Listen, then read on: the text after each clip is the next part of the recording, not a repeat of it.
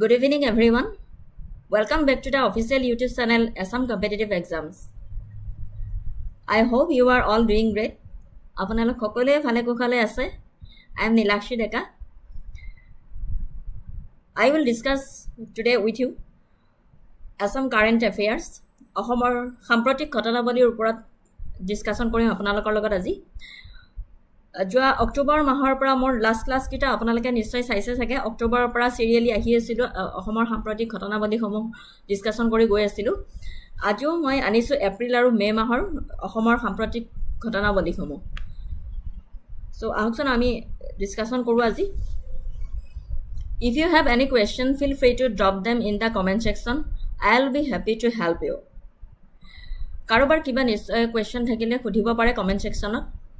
And make sure to hit that subscribe button and turn on notification so you do not miss any future lessons.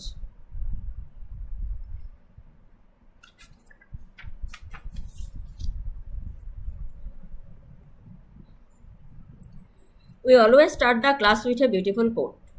So today also I am going to start the class with a beautiful quote. Education may be described as a development of faculty, not an accumulation of words, or as a training of individuals to will rightly and efficiently. Swami Vivekananda কৈছিলে এইটো coat.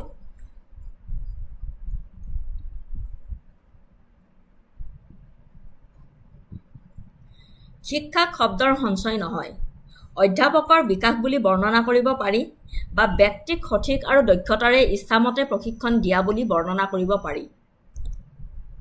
বুজি পাইছেনে? বহুত ধুনীয়া coat হয়. বিবেকানন্দৰ সকলোবোৰ উদ্ধৃতি বহুত ইনস্পায়াৰেবল হয়, আমাক প্ৰভাৱিত কৰে আমাৰ সকলোৰে জীৱনত. সো এইটো এটা বহুত ধুনীয়া উদ্ধৃতি হয়. Education may be described as a development of faculty, not an accumulation of worth or as a training of individuals to will rightly or efficiently. So let's get started. ক্লাছৰ আৰম্ভণিৰ আগতে ক'ব বিচাৰিছোঁ যে APSC junior development officer exam দিবই চাগে, exam date announce কৰিবই চাগে. এইটো আপোনাৰ মাৰ্চ নে ফেব্ৰুৱাৰী মাহত আহিছিলে, এডভাৰটাইজমেণ্ট ওলাইছিলে. বহুতে এপ্লাই কৰিছে. আপোনালোকে কোনে কোনে এপ্লাই কৰিছে ক'বচোন. তাৰে মই চিলেবাছটো আনিছিলোঁ. জেনেৰেল ষ্টাডিছে অকল আছে APSC জুনিয়ৰ ডেভেলপমেণ্ট অফিচাৰ পষ্টৰ কাৰণে. এইটোত আপোনাৰ জেনেৰেলৰ ভেকেঞ্চি আছিলে 3টা আৰু বাকী SC STৰ কম এটা ভেকেঞ্চি আছিলে. এটা আপোনাৰ মাৰ্কছটো হয় 200, 2 ঘণ্টা পৰীক্ষা হয়. টপিকছ আছিলে জেনেৰেল ষ্টাডিজৰ এইকেইটা: কাৰেণ্ট এফেয়াৰ্ছ, ইণ্ডিয়া আৰু আছাম. জানেই APSCৰ চিলেবাছ জানেই, তথাপি মেইনছতকৈ অকণমান যিটো মেইন এক্সাম হয় APSCৰ সেইটোতকৈ অকণমান ডিফাৰেণ্ট হয়. Indian history and national movement, Assam history, geography India আৰু আছামৰ ওপৰত আহিব. Indian polity and constitution of India, স্পৰ্টছৰ ওপৰত আহিব. বুকছৰ ওপৰত authors and important people of Assam, economy of India and Assam both, environment of Assam চাব লাগিব. জেনেৰেল মেণ্টেল এবিলিটি, মেথছো আছে, ৰিজনিঙো আছে. Literature, cultural and festivals of Assam's আৰু IT ইনফৰমেশ্যন টেকনলজি কম্পিউটাৰৰ ওপৰতো কুৱেশ্যন আছে. আৰু আছে আপোনাৰ ষ্টেটিষ্টিকেল এনালাইচিছ. এইটো আছিলে আপোনাৰ APSC জুনিয়ৰ ডেভেলপমেণ্ট অফিচাৰৰ জেনেৰেল ষ্টাডিজৰ চিলেবাছ. চ' এইটোৰ মতে আপোনালোকে পঢ়িব লাগিব. এতিয়া কাৰেণ্ট এফেয়াৰ্ছ ইণ্ডিয়া আৰু আছাম. ইণ্ডিয়াৰখিনি আপোনালোকে পঢ়ি আছে চাগে, আৰু ময়ো সুবিধা পালে আনিম বাৰু, কিন্তু মই আছামৰখিনি এতিয়া বৰ্তমান আনি আছোঁ. নেক্সট শ্লাইডলৈকে গৈছোঁ. এইটো আছে আপোনাৰ APSC junior administrative assistant syllabus. এইটো লাষ্ট ইয়াৰ ওলাইছে, আপোনালোকে এপ্লাই কৰিছিলে চাগে. এইটোৰ ডেট দিছে 6 জুলাইত এক্সাম.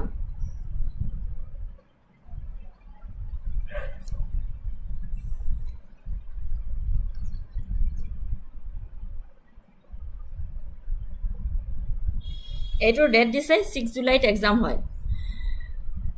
ইয়াতেও আপোনাৰ জেনেৰেল ষ্টাডিজ 100 মাৰ্কছৰ হ'ব, 2 আৱাৰ্ছ.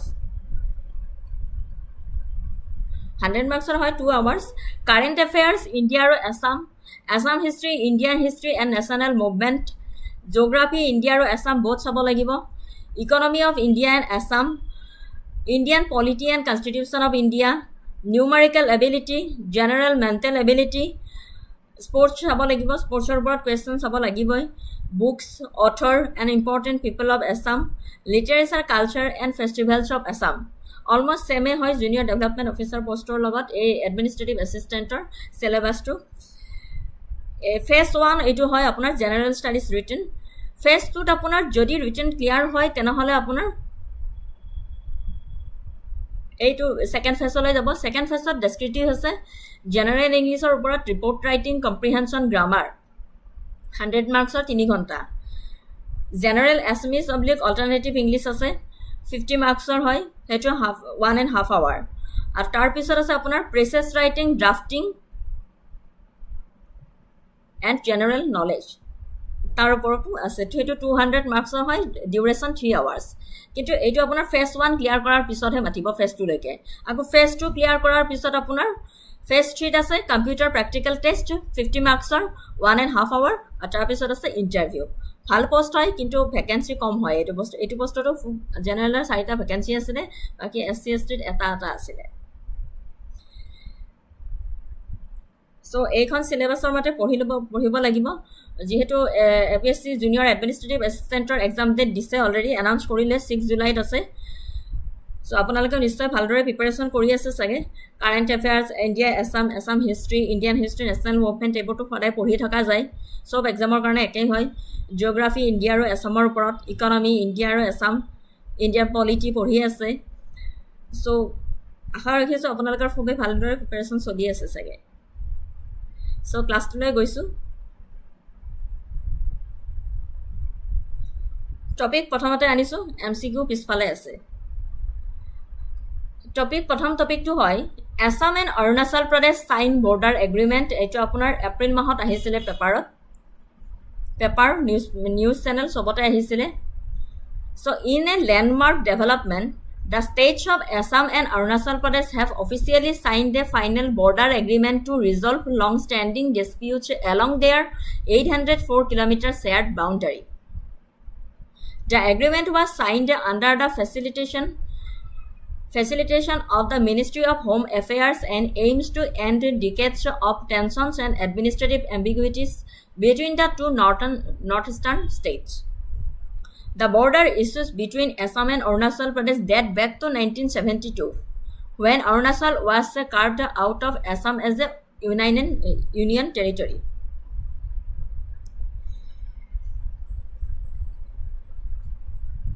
অসম আৰু অৰুণাচল প্ৰদেশে দীৰ্ঘদিনীয়া সীমা বিবাদ সমাধানৰ ক্ষেত্ৰত যথেষ্ট অগ্ৰগতি লাভ কৰিছে যদিও যে 2025 চনত সকলো বিবাদিত অঞ্চলৰ বাবে এক বিস্তৃত চূড়ান্ত চুক্তি স্বাক্ষৰিত হোৱা নাছিল। বৰ্তমানৰ চুক্তিসমূহ যে কেন্দ্ৰীয় গৃহমন্ত্ৰী অমিত শ্বাহৰ উপস্থিতিত অসম আৰু অৰুণাচল প্ৰদেশৰ মুখ্যমন্ত্ৰীসকলৰ মাজত এক বৃহৎ বুজাবুজি চুক্তি স্বাক্ষৰিত হৈছিল। এই চুক্তিৰ লক্ষ্য আছিল যে অৰুণাচল প্ৰদেশে দাবী কৰা 123খন গাঁও সম্পৰ্কীয় বিবাদৰ সমাধান। ভালদৰে চাব, কেন্দ্ৰীয় গৃহমন্ত্ৰী অমিত শ্বাহৰ উপস্থিতিত অসম আৰু অৰুণাচল প্ৰদেশৰ মুখ্যমন্ত্ৰীসকলৰ মাজত এক বৃহৎ বুজাবুজি চুক্তি স্বাক্ষৰিত হৈছিল। এই চুক্তিখনৰ সাইন যে কৰিছিলে, সেই চুক্তিখনৰ লক্ষ্য আছিল যে অৰুণাচল প্ৰদেশে দাবী কৰা 123খন গাঁও সম্পৰ্কীয় বিবাদৰ সমাধান। ইতিমধ্যে 37খন গাঁৱৰ বিবাদ সমাধান কৰা 2022 চনৰ জুলাই মাহৰ নামচাই ঘোষণাৰ ওপৰত নিৰ্মাণ কৰিছিল। আৰু 2023 চনৰ বুজাবুজি চুক্তিখনত উল্লেখ কৰিছিল যে 71খন গাঁৱৰ বিবাদ নিষ্পত্তি কৰা হৈছে, বাকি 52খন গাঁৱৰ প্ৰক্ৰিয়া চলি আছে।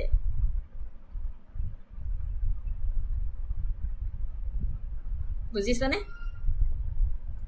আজি ধৰিব পাৰিছেনে? সেইদিনাখন কাৰোবাৰ প্ৰব্লেম হৈ আছিলে, কোনোবাই কৈ আছিলে বস্তু চিনি পোৱা নাই, মানে হেৰি স্পেলিং বস্তু চিনি পোৱা নাই বুলি কৈ আছিলে, স্পেলিং চিনি পোৱা নাই, কিবা এনেকুৱাকৈ কৈ আছিলে। আজি অকণমান মই ডাঙৰকৈ আনিছোঁ, কাৰোবাৰ যদি কিবা অসুবিধা হৈ আছে এতিয়াও ক'ব।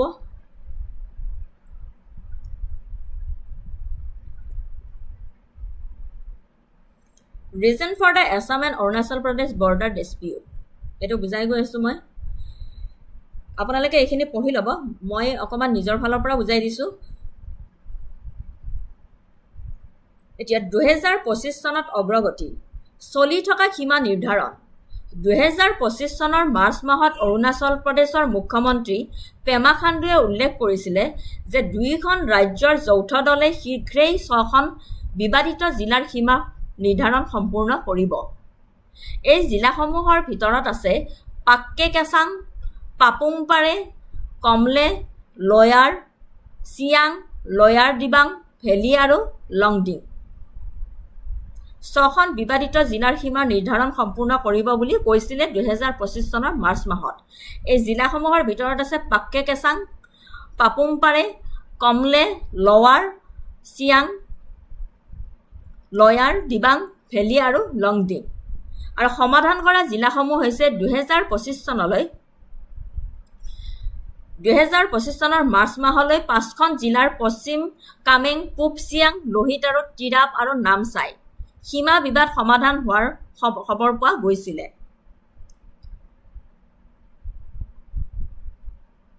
চাংলা জিলা অসমৰ প্ৰাৰম্ভিক বিৰোধিতাৰ বাবে পূৰ্বৰ চুক্তিৰ পৰা বাদ পৰাৰ বাবে চাংলা জিলা এতিয়াও বিচাৰাধীন বিষয় হৈয়ে আছে অৱশ্যে অৰুণাচল প্ৰদেশ চৰকাৰে অসমৰ সৈতে জড়িত হৈ এই জিলাখনৰ সমাধানৰ সন্ধান উলিয়াবলৈ প্ৰতিশ্ৰুতিবদ্ধ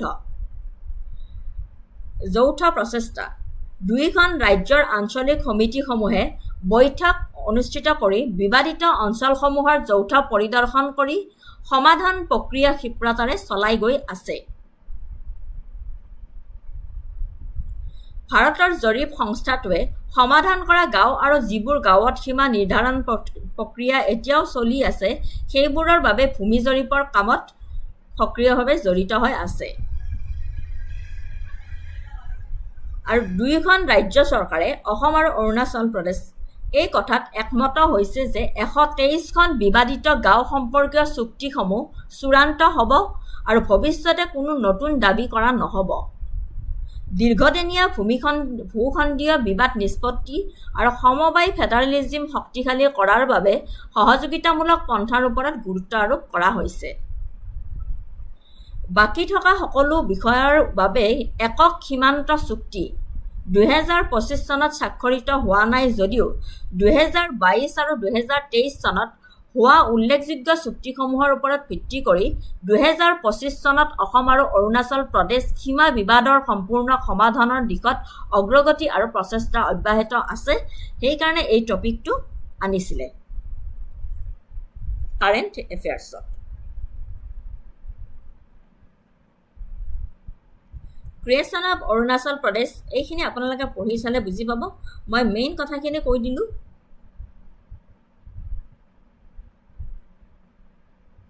যে দীৰ্ঘদিনীয়া সীমা বিবাদ সমাধানৰ ক্ষেত্ৰত যথেষ্ট অগ্ৰগতি লাভ কৰিছে যদিও 2025 চনত সকলো বিবাদ অঞ্চলৰ বাবে এক বিস্তৃত চূড়ান্ত চুক্তি স্বাক্ষৰিত হোৱা নাছিলে কিন্তু 2023 চনৰ বুজাবুজি চুক্তিত উল্লেখ কৰিছিলে যে 71খন গাঁৱৰ বিবাদ নিষ্পত্তি কৰা হৈছে কিন্তু বাকী 52খন গাঁৱৰ প্ৰক্ৰিয়াহে চলি আছিলে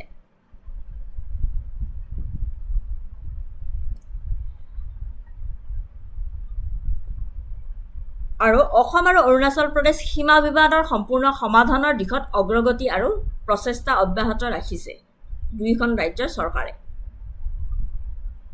ঠিক আছে গুড ইভিনিং অঞ্জলি কিবা বুজি নাপালে সুধিবা ইয়াতে মই গোটেইখিনি আনি দিছোঁ আপোনালোকে পঢ়ি চালে বুজি পাব মই স্লাইডৰ মতে যোৱা নাই আৰু মোৰ নিজৰ ফালৰ পৰা অকণমান আপোনালোকক বুজাই দিছোঁ স্লাইডত বহুত ভালকৈ দিয়া আছে ছিগনিফিকেঞ্চ দিয়া আছে significance of the agreement peace and stability cooperative federalism boost to development, model for conflict resolution, national security and integration, community involvement. এতিয়া question এটা আহিলে এইখিনিতে এটা question আনিলো যে consider the following statements regarding the recent Assam Arunachal Pradesh border agreement. The dispute originated mainly due to the 1915 colonial era notification that demarcated boundaries without consulting local tribes. Second statement khudise Arunachal Pradesh has accepted the 1915 boundary demarcation as final after attaining statehood. Third number statement khudise the agreement was facilitated by the Ministry of Home Affairs and aims to settle claims over 123 disputed villages. This resolution is expected to improve governance and promote national security in the border areas. Which of the above statements are correct? এই মাত্ৰ আমি পঢ়িলোৱে so শুদ্ধ উত্তৰটোলৈকে গৈছো option B is the correct answer 1 3 and 4 only 1 3 and 4 only Statement 1 to correct hoy যে the 1915 notification is a primary cause of the dispute. Statement 2 to incorrect hoy Arunachal rejected the 1915 demarcation post statehood. Hetu karone etu incorrect hoy. Statement 3 to correct hoy the agreement addresses disputes over 122 villages and was facilitated by the Ministry of Home Affairs. Statement 4 to correct hoy the agreement promotes governance and enhances national security in the region. ঠিক আছে কোৱেশ্চনটো চাব যেহেতু এপিএসসিৰ ওপৰতে mainly focus কৰি আছো so মই এনেকুৱা statement বেছডৰে question লৈ আহিছিলো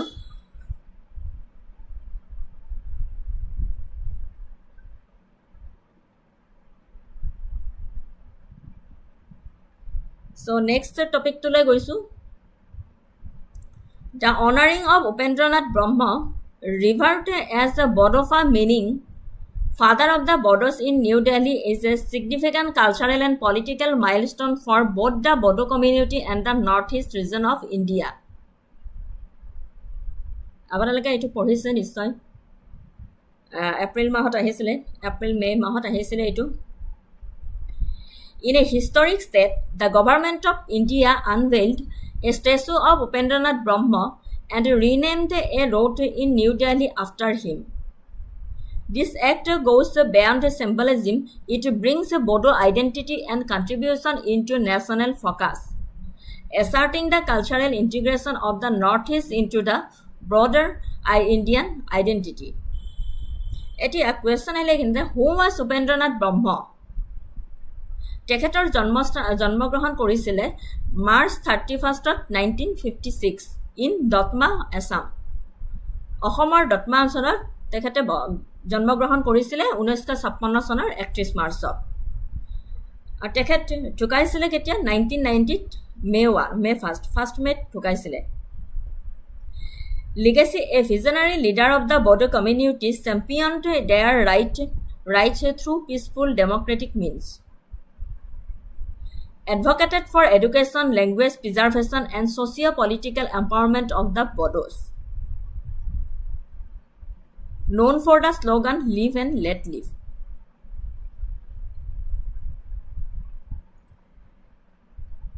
নতুন দিল্লীত বড়োফা বা বড়োৰ পিতৃ নামেৰে মৰমেৰে পৰিচিত উপেন্দ্ৰনাথ ব্ৰহ্মক সন্মান জনোৱাই কেৱল বড়ো সম্প্ৰদায়ৰ বাবেই নহয় সমগ্ৰ ভাৰতৰ উত্তৰ-পূব অঞ্চলৰ বাবে গভীৰ সাংস্কৃতিক ৰাজনৈতিক আৰু প্ৰতীকী গুৰুত্ব বহন কৰে বুজিছেনে উপেন্দ্ৰনাথ ব্ৰহ্মক অকল দিল্লীত বড়োফা বা বড়োৰ পিতৃ নামেৰে পৰিচিত নহয় বড়ো সম্প্ৰদায়ৰ বাবে পৰিচিত নহয় সমগ্ৰ ভাৰতৰ উত্তৰ-পূব অঞ্চলৰ বাবে তেওঁ পৰিচিত গভীৰ সাংস্কৃতিক ৰাজনৈতিক আৰু প্ৰতীকী গুৰুত্ব বহন কৰে এটা আঞ্চলিক আইকনক ৰাষ্ট্ৰীয় স্বীকৃতি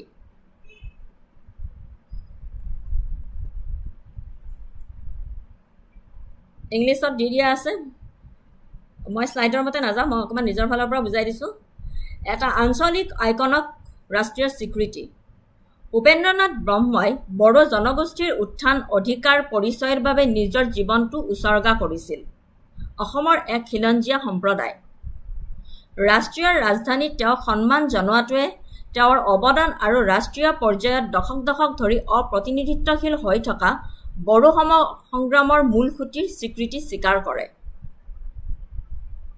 সেকেন্ড পইণ্টটো হৈছে খিলঞ্জীয়া পৰিচয় দৃঢ় কৰা বড়োফাৰ উত্তৰাধিকাৰীক এক বিশিষ্ট ৰাষ্ট্ৰীয় স্থানত উদযাপন কৰি ই বড়ো পৰিচয় সংস্কৃতি আৰু ইতিহাসৰ অন্তৰ্ভুক্ত আৰু বৈধতাৰ এক শক্তিশালী বাৰ্তা প্ৰেৰণ কৰে ভাৰতৰ চহকী জাতিগত টেপেষ্ট্ৰিৰ অবিচ্ছেদ্য অংশ হয় বুলি আমি ক'ব পাৰোঁ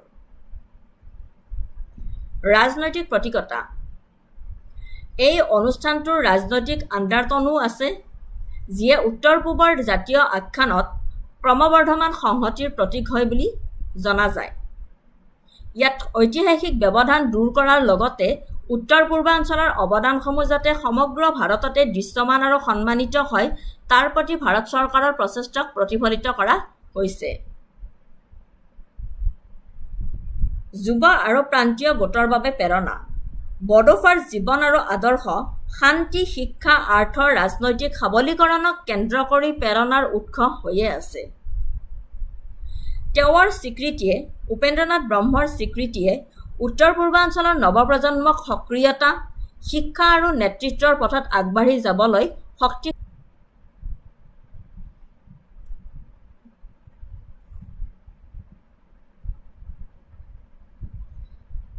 বৈচিত্ৰ্যত ঐক্যৰ প্ৰসাৰ উপেন্দ্ৰনাথ ব্ৰহ্মৰ দৰে আঞ্চলিক নায়কক ৰাষ্ট্ৰীয় মঞ্চত স্বীকৃতি দিয়াটোৱে ভাৰতৰ বৈচিত্ৰ্যত ঐক্যৰ প্ৰতিশ্ৰুতিক শক্তিশালী কৰে বিভিন্ন জাতিগত আৰু ভাষিক সম্প্ৰদায়ৰ মাজত পাৰম্পৰিক সন্মান আৰু সজাগতাক প্ৰসাৰিত কৰে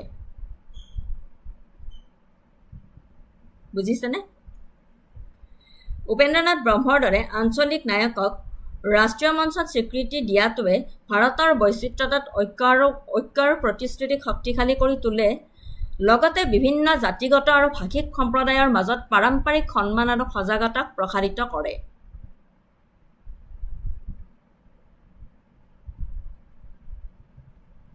এটা আঞ্চলিক আইকনক ৰাষ্ট্ৰীয় স্বীকৃতি উপেন্দ্ৰনাথ ব্ৰহ্মৰ বড়ো জনগোষ্ঠীৰ উত্থান অধিকাৰ পৰিচয়ৰ বাবে তেওঁ নিজৰ জীৱনটো উচৰ্গা কৰিছিল তেওঁ আছিল অসমৰ এজন খিলঞ্জীয়া সম্প্ৰদায়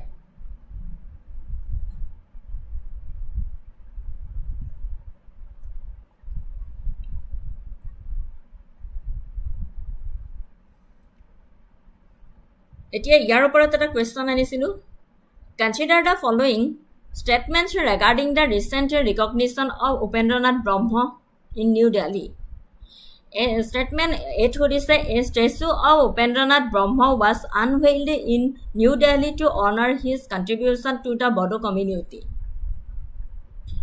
A central road in Guwahati was renamed after Bodofa as part of the ceremony. This initiative is part of the Government of India's effort to integrate Northeast icons into the national mainstream. Statement dit Kudise Upendranath Brahma was a key figure in promoting the armed struggle for Bodo autonomy. Which of the above statements each of them are correct?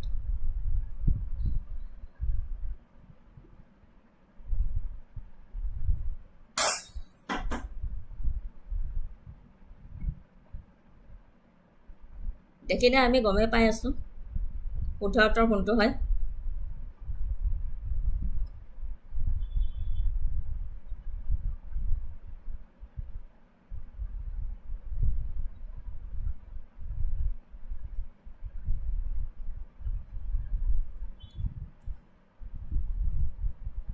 শুদ্ধ উত্তৰটোলৈকে গৈছো Option B is the correct answer 1 and 3 only. Option B is the correct answer 1 and 3 only. A statue of Upendranath Brahma was unveiled in New Delhi to honor his contribution to the Bodo community. Eto correct hoy. Statement 2 incorrect hoy. The road renamed in Bodofa honor is in New Delhi, not in Guwahati. New Delhi the tehator namere road to rename kora hoisile. Statement 3 correct hoy. This is aligned with the government's broader policy of mainstreaming Northeast leaders and cultures. Statement 4 incorrect hoy. Bodofa advocated peaceful and democratic means not armed struggle. ঠিক আছে So next topic to le goisu Wakaf properties in Assam mismanagement. এতিয়া এইটো এটা বহুত important topic হয় APSCৰ মেন্সৰ কাৰণে এইটো এটা বহুত মানে ইম্পৰ্টেণ্ট টপিক হয় understanding the Wakaf properties. Wakaf property নো কি হয় Wakaf is a charitable endowment under Islamic law where property, land, building, etc. is donated for religious and philanthropic purposes. These properties are meant to serve the community through funding mosques, madrasas, graveyards, orphanages, and welfare activities. ঠিক আছে Understanding of the Wakaf properties.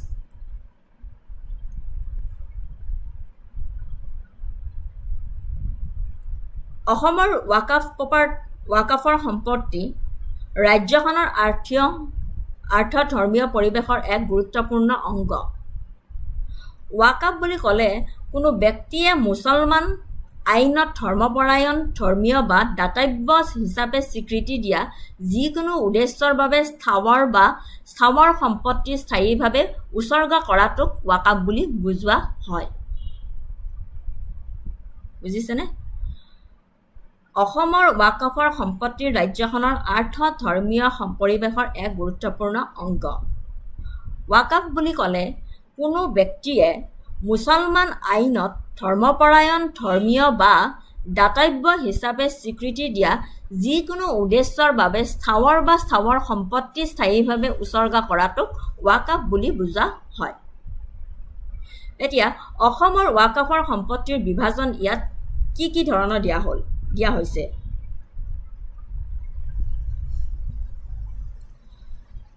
Corruption and mismanagement key issue in Assam অসমত ৱাকাফৰ corruption and mismanagement encroachment and unauthorized use poor record keeping and documentation weak institutional oversight lack of community awareness and engagement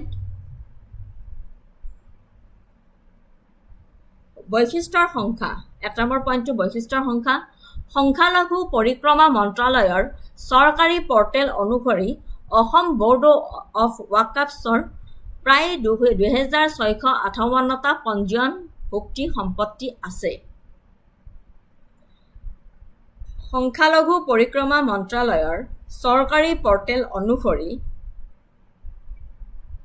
Assam board of ৱাকাফছৰ প্ৰায় 2658টা পঞ্জীয়নভুক্ত সম্পত্তি আছে এই সম্পত্তিসমূহৰ মাটিকালি হৈছে 6618.14 একৰ আৰু পঞ্জীয়নভুক্ত সম্পত্তিৰ ভিতৰত 880 জন মুতাৱল্লী কেয়াৰটেকাৰ ব্যৱস্থাৰ অধীনত আছে 724 জন পৰিচালনা সমিতিৰ অধীনত আছে 8টা আপোনাৰ পোনপটীয়াকৈ বৰ্ডৰ দ্বাৰা পৰিচালিত কৰা হয় 9 জন প্ৰশাসকৰ অধীনত আছে আৰু 1033টা সম্পত্তিৰ পৰিচালনাৰ বিষয়ে অস্পষ্ট পৰ্টেলটোত কোনো পৰিচালনাৰ নাম উল্লেখ কৰা হোৱা নাই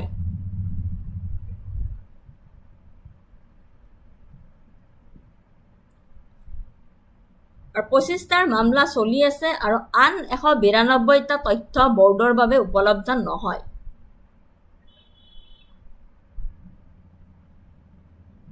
প্ৰত্যাহ্বান আৰু সমস্যা কুব্যৱস্থাপনা আৰু বেদখল অসমত ৱাকাফৰ সম্পত্তিৰ অপব্যৱস্থাপনা অবৈধ দখল আৰু স্বচ্ছতাৰ অভাৱৰ সন্দৰ্ভত উল্লেখযোগ্য চিন্তাৰ সৃষ্টি হৈছে কম ৰাজহ আহৰণ অসমত ৱাকাফৰ সম্পত্তিৰ পৰা উৎপন্ন হোৱা ৰাজহ ধাৰাবাহিকভাৱে কম হৈ আহিছে উদাহৰণস্বৰূপে 2024-25 বিত্তীয় বৰ্ষত ৱাকাফ বৰ্ডে 1549টা পঞ্জীয়নভুক্ত সম্পত্তিৰ মাত্ৰ 19টা সম্পত্তিৰ পৰাহে ৰাজহ লাভ কৰিছিল যাৰ পৰিমাণ আছিল 37,13,264 টকা বুজিছেনে কুব্যৱস্থাপনা আৰু বেদখল অসমত ৱাকাফৰ সম্পত্তিৰ অপব্যৱস্থাপনা অবৈধ দখল আৰু স্বচ্ছতাৰ অভাৱৰ সন্দৰ্ভত উল্লেখযোগ্য চিন্তাৰ সৃষ্টি হৈছে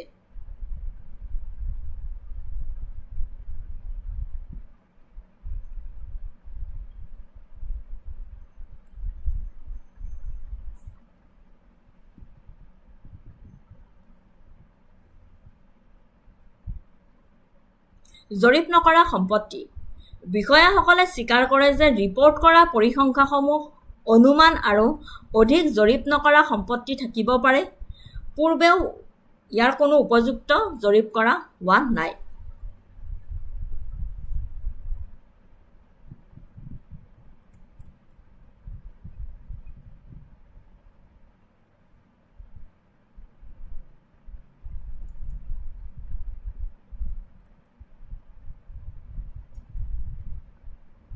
Unsurveyed property.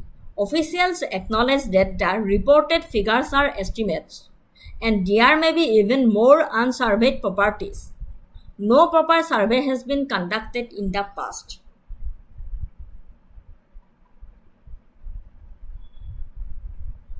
হেতুকে কৈছে জৰীপ নকৰা সম্পত্তি Unsurveyed property. Officials acknowledges that the reported figures are estimates, and there may be even more unsurveyed properties.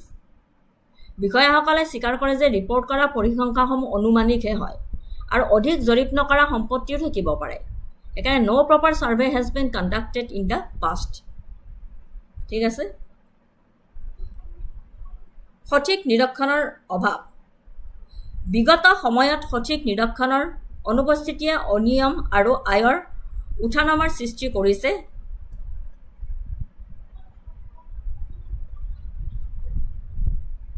lack of proper monitoring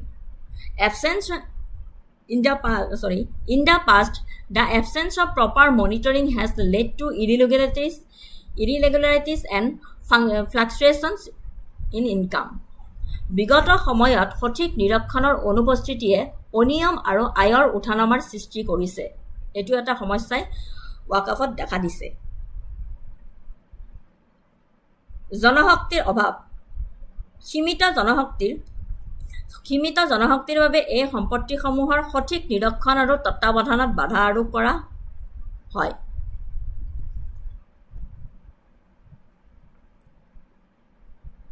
lack of manpower the limited manpower prevents proper monitoring and supervision of these assets জনশক্তিৰ অভাৱ সীমিত জনশক্তিৰ বাবে এই সম্পত্তিসমূহৰ সঠিক নিৰীক্ষণ আৰু তত্ত্বাৱধানত বাধা আৰোপ কৰা হৈছে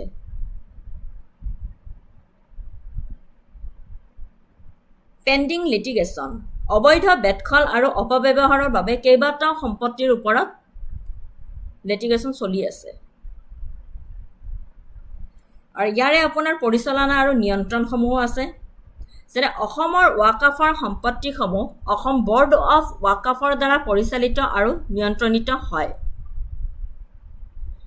ওয়াকাফ আইন 1995 আৰু ইয়াৰ সংশোধনীসমূহৰ লক্ষ্য হৈছে যে শেহতীয়াকৈ ওয়াকাফ সংশোধনী বিধেয়কখন 2025কে ধৰি স্বচ্ছতা উন্নত কৰা পৰিচালনা শক্তিশালী কৰা আৰু ওয়াকাফৰ সম্পত্তি সুৰক্ষিত কৰা এই সংস্কাৰসমূহৰ ভিতৰত অমুছলমান সদস্যসকলক ওয়াকাফ বৰ্ডত অন্তৰ্ভুক্ত কৰি ন্যায্য সিদ্ধান্ত গ্ৰহণৰ প্ৰসাৰো অন্তৰ্ভুক্ত কৰা হৈছে বুজিছেনে অসমৰ ওয়াকাফৰ সম্পত্তিসমূহ অসম বৰ্ড অফ ওয়াকাফৰ দ্বাৰা পৰিচালিত আৰু নিয়ন্ত্ৰণিত হয় ওয়াকাফ আইনখন আছিল আপোনাৰ 1995 চনতে কিন্তু ইয়াক সংশোধনী কৰি 2025 চনত স্বচ্ছতা উন্নত ইয়াৰ লক্ষ্যটো হৈছে 2025 চনত যে সংশোধনী কৰিলে বিধেয়কখন তাৰে লক্ষ্য হৈছে যে স্বচ্ছতা উন্নত কৰা পৰিচালনা শক্তিশালী কৰা আৰু ওয়াকাফৰ সম্পত্তি সুৰক্ষিত কৰা আৰু এই সংস্কাৰসমূহৰ ভিতৰত যিবিলাক অমুছলমান সদস্য আছে তেওঁলোকক ওয়াকাফ বৰ্ডত অন্তৰ্ভুক্ত কৰি ন্যায্য সিদ্ধান্ত গ্ৰহণৰ প্ৰসাৰো অন্তৰ্ভুক্ত কৰা হৈছে মন কৰিবলগীয়া এইটোৱে যে অসমকে ধৰি ভাৰতৰ ওয়াকাফ পৰিচালনা ব্যৱস্থাত দীৰ্ঘদিনীয়া অপব্যৱস্থাপনাৰ সমস্যাসমূহৰ সমাধান আৰু ইয়াৰ সম্পত্তিসমূহে যাতে সমাজৰ বাবে নিজৰ উদ্দেশ্য প্ৰণোদিত দাতব্য আৰু কল্যাণমূলক উদ্দেশ্য পূৰণ কৰে তাৰ সংস্কাৰৰ কাম চলি আছে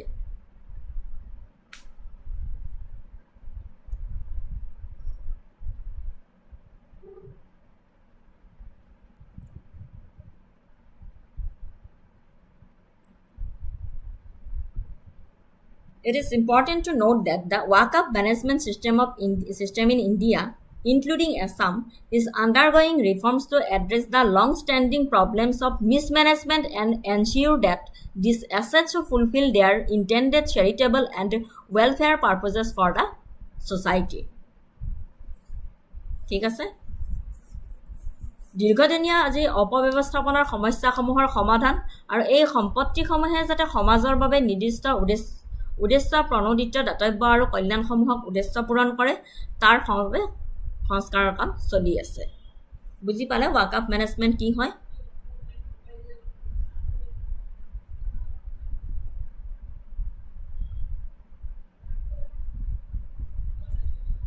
এতিয়া এটা ৱাকআপ মেনেজমেণ্টৰ ওপৰত কুৱেশ্যন আনিছিলোঁ তিনিটা Consider the following statements regarding the Waqf properties in Assam. Waqf properties are meant to serve charitable and religious purposes in the Muslim community. Encroachment and poor record keeping are major challenges in the management of Waqf lands in Assam. The Waqf management system of India is aimed at promoting private ownership of Waqf land. Which of the above statements are correct? কোনটো শুদ্ধ হয় আমি এটা পঢ়িলো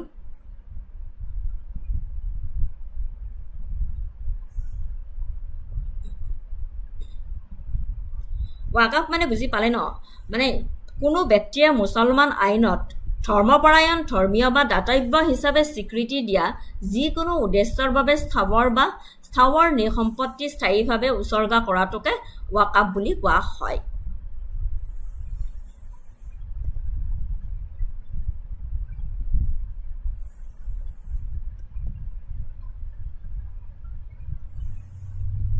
Permanent dedication of movable or immovable property by a person for any purpose recognized in Muslim law as religious or charitable.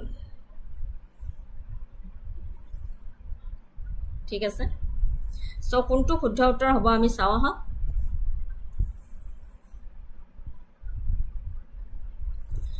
Option A is the correct answer 1 and 2 only. Statement 1 is correct. Waqf properties are for religious and charitable use. Correct. Statement 2 to correct hoy. Encroachment and poor record keeping are key issues. Statement 3 to incorrect hoy. 1C aims to digitize and protect Waqf records and not to promote private ownership. Eto apunar incorrect hoy. Aro eta second question anisilo. Waqf properties are oporat which of the following are key reforms suggested for better management of Waqf properties in Assam Statement 1 digitization of property records strengthening the state Waqf board promotion of commercial leasing without regulation encouraging community participation Select the correct answer using the code below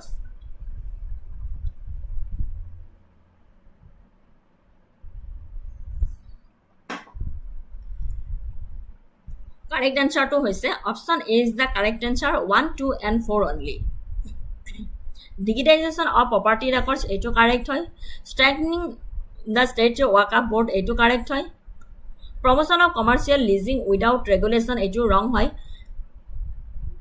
when the commercial use must be regulated unregulated leasing is the part of the problem hetu karone statement 3 to incorrect hoy and encouraging community participation ejo apunar correct hoy so 1 2 and 4 option A is the correct answer aro eta question anisilo with a reference to the Waqf management system of India 1C consider the following statements it is a central government initiative to digitize Waqf property records statement B it includes GIS mapping of Waqf lands to prevent encroachment And statement C dise apuna khudise it aims to replace the state Waqf boards with private agencies.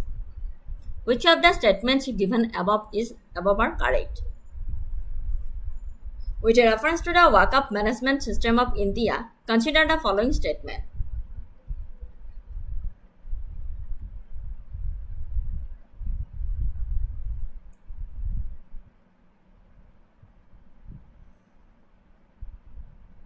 কোনটো শুদ্ধ হয়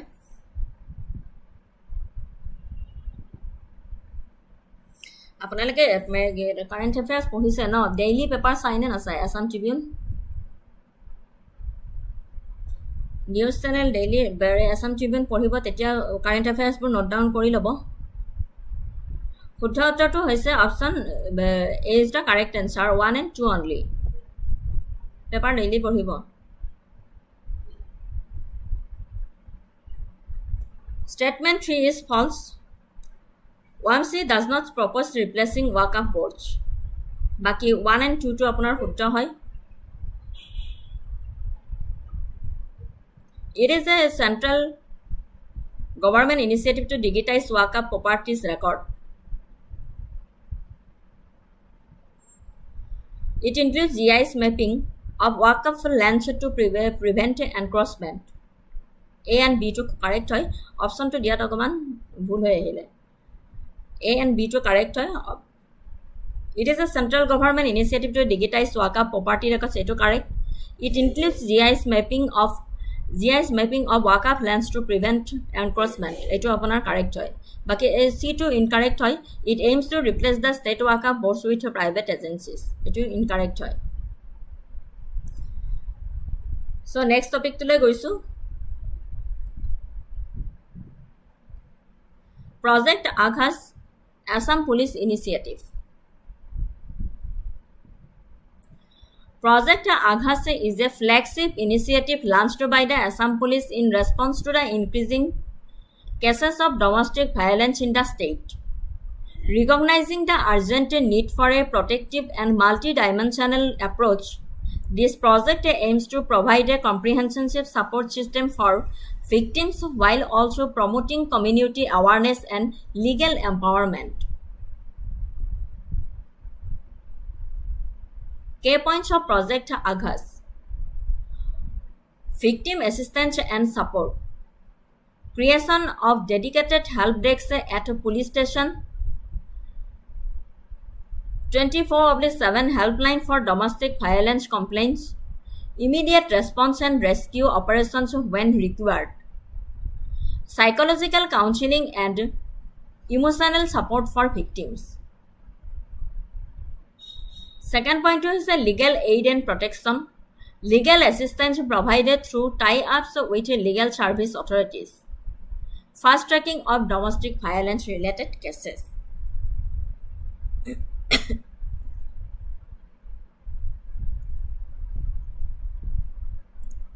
Project Aghas hoise Assam আৰক্ষীৰ উদ্যোগত ঘৰুৱা হিংসা আৰু মহিলাৰ বিৰুদ্ধে লিংগভিত্তিক হিংসাৰ সৈতে মোকাবিলা আৰু প্ৰতিহিত কৰা এক পদক্ষেপ অসম পুলিচৰ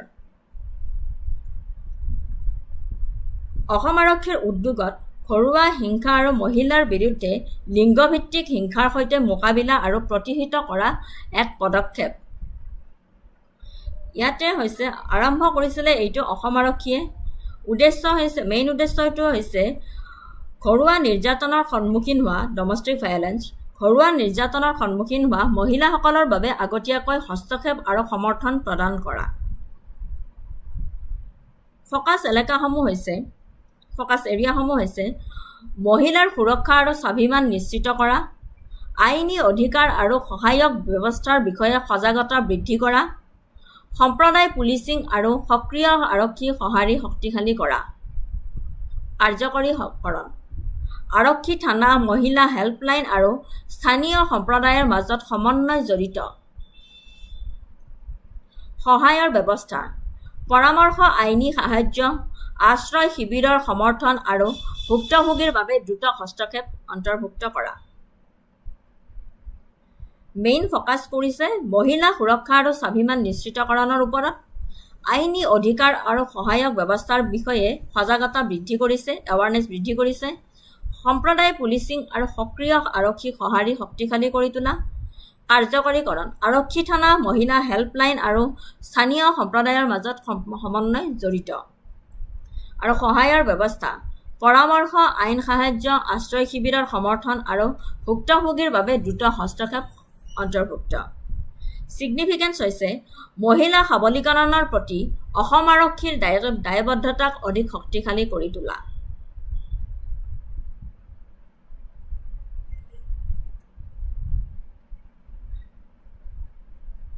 এইটো কইন না community engagement and awareness sanitization programs involving local leaders NGO and civil society collaboration and training technology integration significance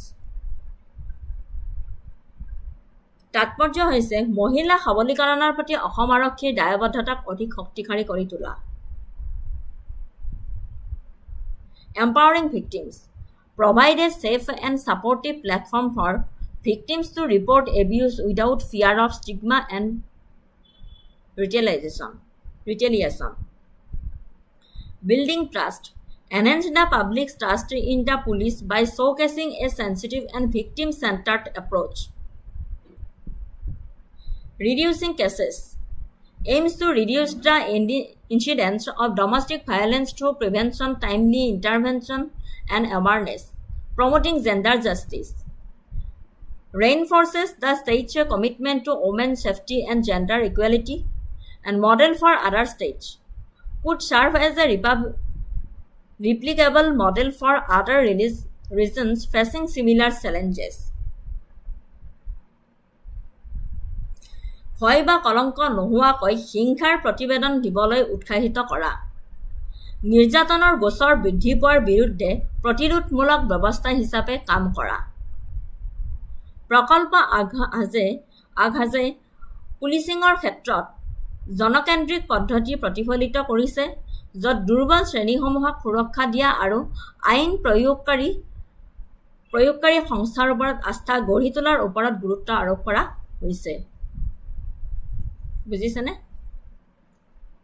significance কিনি আছিল মহিলা সবলীকৰণৰ প্ৰতি অসম আৰক্ষীৰ দায়বদ্ধতাক অধিক শক্তিশালী কৰি তোলা আৰু ভয় বা কলংক নোহোৱাকৈ হিংসাৰ প্ৰতিবেদন দিবলৈ উৎসাহিত কৰা নিৰ্যাতনৰ গোচৰ বৃদ্ধি পোৱাৰ বিৰুদ্ধে প্ৰতিৰোধমূলক ব্যৱস্থা হিচাপে কাম কৰা আৰু এই আঘাজে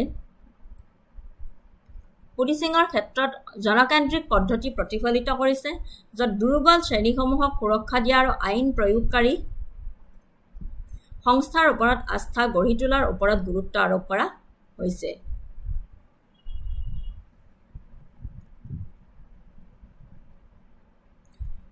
Project Aghas reflects a people-centered approach to policing with an emphasis on protecting vulnerable sections and building confidence in law enforcement. ঠিক আছে এতিয়া ইয়াৰ পৰা এটা কোৱেশ্চন আনিছিলো Consider the following statements regarding Project Aghas launched by the Assam Police in 2025. The project aims to combat domestic violence through legal support, victim assistance, and community engagement. Under Project Aghas, the Assam Police has launched a 24/7 helpline and help desk at police stations. The initiative is limited to urban areas and doesn't involve any training of police personnel. Which of the above statements are correct?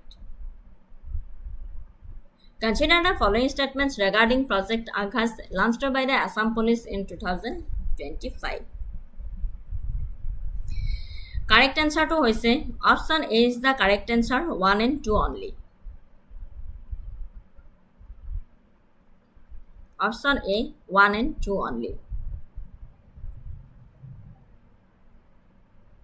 তাৰ মানে ইয়াতে option গিতে দিওতে ভুল হল অকমান তাৰ বাবে ক্ষমাপ্ৰাৰ্থী A আৰু B option A আৰু B টো আপোনাৰ কাৰেক্ট হয় The project aims to combat domestic violence through legal support, victim assistance আমি পঢ়িলো এমাত্ৰ community engagement আৰু under Project Aghas The Assam Police has launched a 24/7 helpline and help desk at police station. Etu correct.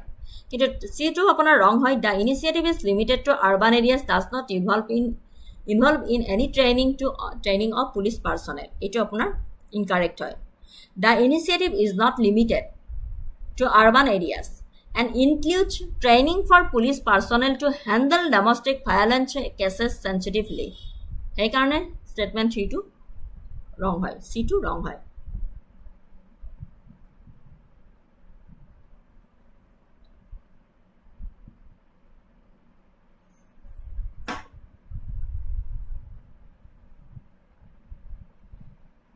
Next topic to la ahisu. Assam cabinet has greenlit 14 investment proposals. May mahor current affairs hoitu. The recent investment push in Assam, marked by cabinet approval of 14 investment proposals worth over rupees 7,000 crore, represents a significant step towards bolstering the state's industrial and economic growth. The Assam cabinet has greenlit 14 investment proposals totaling rupees 7,000 plus crore, including rupees 1,500 crore in foreign direct investment (FDI). This investment aims to expand the state's industrial infrastructure, generate employment opportunities, stimulate sustainable economic development across multiple sectors. Number of project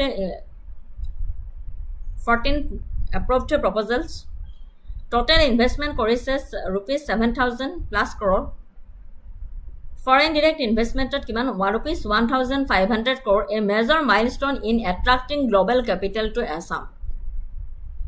Sector cover কৰিছে আপোনাৰ food processing, agriculture and allied industries, petrochemicals, cement and manufacturing, pharmaceuticals, and green energy including ethanol and solar.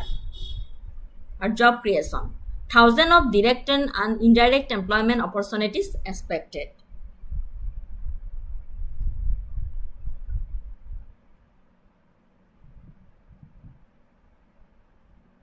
চৈধ্যটা কোম্পানীৰে ৭,৭০০ কোটিৰ ওপৰত, য'ত বিদেশী বিনিয়োগকাৰীৰ পৰাও ১,৫০০ কোটি টকাও আহিছে। পেট্ৰকেমিকেলছ আৰু হাইড্ৰকাৰ্বন, ইভি বেটাৰীৰ উৎপাদন, পুনৰ ব্যৱহাৰ কৰা প্লাষ্টিক, ইথানল আৰু ব্লুবেৰী, চিমেণ্ট আৰু গ্ৰাউণ্ড ইউনিট, প্ৰিমিয়াম আতিথ্য হৈছে তাজ এণ্ড মেৰিয়ট হোটেল। প্ৰসংগ আৰু উদ্দীপক। এই প্ৰস্তাৱসমূহ ফেব্ৰুৱাৰী মাহত হৈ যোৱা এডভান্টেজ আছাম 2.0 শীৰ্ষ সন্মিলনৰ পৰাই উদ্ভৱ হৈছে, য'ত প্ৰায় 5.18 লাখ কোটি বিনিয়োগৰ প্ৰতিশ্ৰুতি পোৱা গৈছিলে।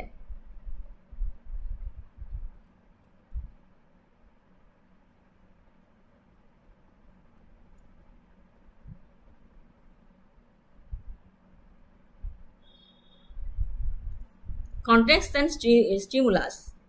The proposals stem from the Advantage Assam 2.0 summit held in February, which saw investment commitments of around 5.18 lakh crore.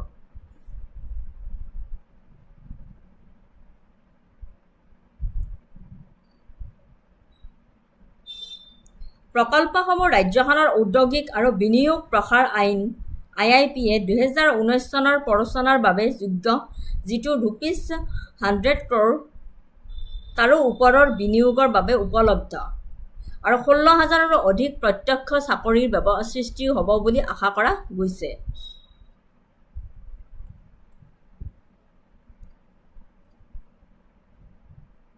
এতিয়া দেশত নিবনুৱা সমস্যা যথেষ্ট হ্ৰাস হ'ব বুলি আশা ৰাখিছোঁ, নহয় জানো? The projects are eligible for the incentives of the State Industrial and Investment Promotion Act (IIPA) 2019, which is available for investment above rupees 100 crore. এইমাত্ৰ ক'লোৱে 16,000ৰো ওপৰত আপোনাৰ directly or indirectly employment opportunities expected. Government initiatives supporting the push. The Assam government has implemented multiple measures to attract investment and promote industrialization. There is ease of doing business reforms, industrial and investment policy of Assam, infrastructure development,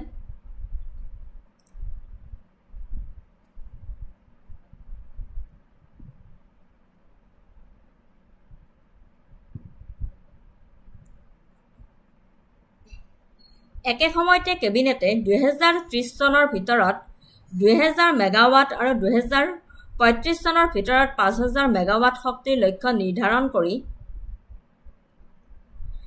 তাপ শক্তি উৎপাদন প্ৰসাৰ নীতি 2025 চনত অনুমোদন জনায়। য'ত ভূমি আবণ্টন আৰু ইকুইটি ষ্টেকৰ জৰিয়তে সহায় কৰা হ'ব বুজিছেনে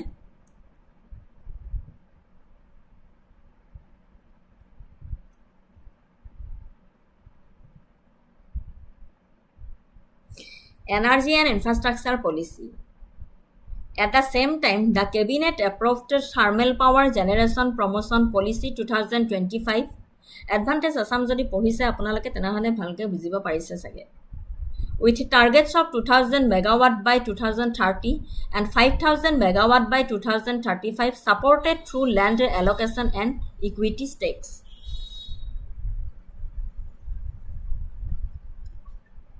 ইয়াৰ উপৰিও গুৱাহাটী শিলচৰ যাত্ৰাৰ সময় 12 ঘণ্টাৰ পৰা 5 ঘণ্টালৈ হ্ৰাস কৰি তীব্ৰবেগী কৰিডৰৰ প্ৰকল্পৰ বাবে প্ৰধানমন্ত্ৰী মোদীক ধন্যবাদ জনায়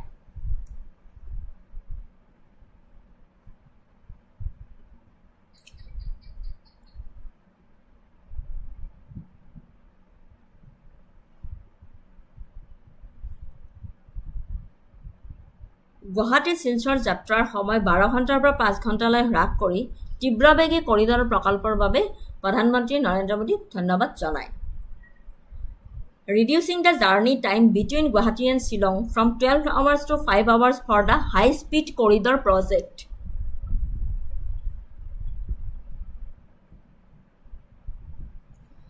ই কিহৰ কাৰণে গুৰুত্বপূৰ্ণ হয় এই 14টা প্ৰকল্পই শীৰ্ষ সন্মিলনৰ বৃহত্তৰ বুজাবুজিৰ অনুমোদনৰ প্ৰথম ঢৌ ঘোষণা কৰে ইয়াৰ দ্বাৰা অসমৰ বৈচিত্ৰ্যপূৰ্ণ বিনিয়োগ আকৰ্ষণ কৰাত ঠেলা প্ৰতিফলিত হয় সেউজ উৎপাদনৰ পৰা আৰম্ভ কৰি উচ্চমানৰ আতিথ্য আৰু শক্তিলৈকে আৰু নীতিগত সমৰ্থনৰ সৈতে সংযুক্ত এই পদক্ষেপসমূহে ৰাজ্যখনৰ আন্তঃগাঁথনি আৰু অৰ্থনীতিৰ বাবে এক বৃহৎ ঔদ্যোগিক উত্থান আৰু দীৰ্ঘম্যাদী গতিৰ সংকেত দিয়ে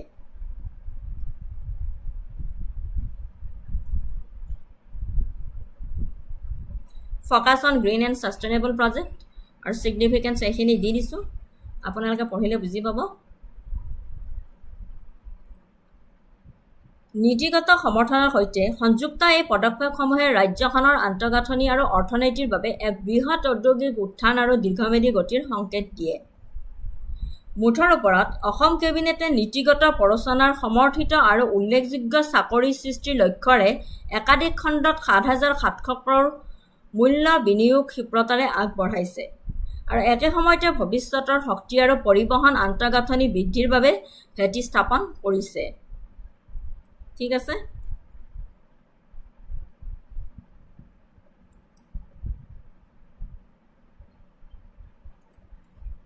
Assam Cabinet has fast-tracked investment worth rupees 7,700 crore across multiple sectors, backed by policy incentives and aimed at significant job creation while laying the groundwork for future energy and transport infrastructure growth. এতিয়া ইয়াৰ ওপৰত এটা question লৈ আহিছিলোঁ Consider the following statements regarding the recent investment push in Assam. The Assam Cabinet approved 14 investment proposals worth over rupees 7,700 crore. This investment aimed to boost the industrial growth and generate employment in the state. The approved proposals are limited to the tourism and textile sectors only. Which of the above statements are correct?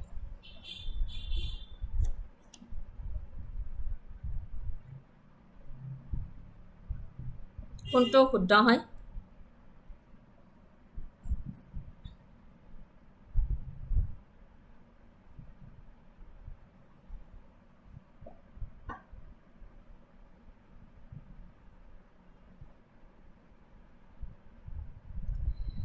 Consider the following statements regarding the recent investment push in Assam. Correct answer to Sawaha. Option A is the correct answer, 1 and 2 only. Statement 1 to correct hoy. The Assam Cabinet did indeed approve 14 investment proposals, but the total was over rupees 7,700 crore. not just over 7,000 crore. These were a mix of projects in sectors like petrochemicals, EV battery components, plastic recycling, cement, ethanol, hospitality and more. Statement 2 correct hoy. The primary goals of this investment are boost industrial growth and generate employment with an estimated over 16,000 direct jobs. Statement 3 incorrect hoy kihor karone. It is not limited to tourism and textile sectors. Instead, it spans a wide variety of industries as listed above. Next topic to loi goisu. Eto eta important topic apunalake shunise na nai ba najanu jodi news channel othoba paper logot paper daily site tena hole apunalake jane. Assam's AI anchor Ankita. Eta apunar May mahor current affairs hai. Eta who is Ankita? Ankita stands for Assam's newest knowledge-based information technology anchor, a name coined by অসমৰ Chief Minister Himanta Biswa Sarma. She is Assam's first anchor news, a artificial intelligence news anchor, delivering updates in fluent Assamese with lifelike voice modulation and facial expressions. Launch date monot rakhiba. Ankita was unveiled by Assam Chief Minister Himanta Biswa Sarma on May 14, 2025. বুজি পালে Ankita কি হয়? Ankita stands for Assam's newest knowledge-based information technology anchor, a name coined by our Assam Chief Minister Himanta Biswa Sarma. Atai hi hoy Assam's first artificial intelligence news anchor hoy, delivering updates in fluent Assamese with lifelike voice modulation and facial expression. Atia roles and responsibilities. Ei topi dekhisa sage. Roles and responsibility: government communications, enhancing transparency, digital engagement, future plans. Significance: dia ase cultural integration, 24/7 readlines, readiness, cost and efficiency, and trailblazer status.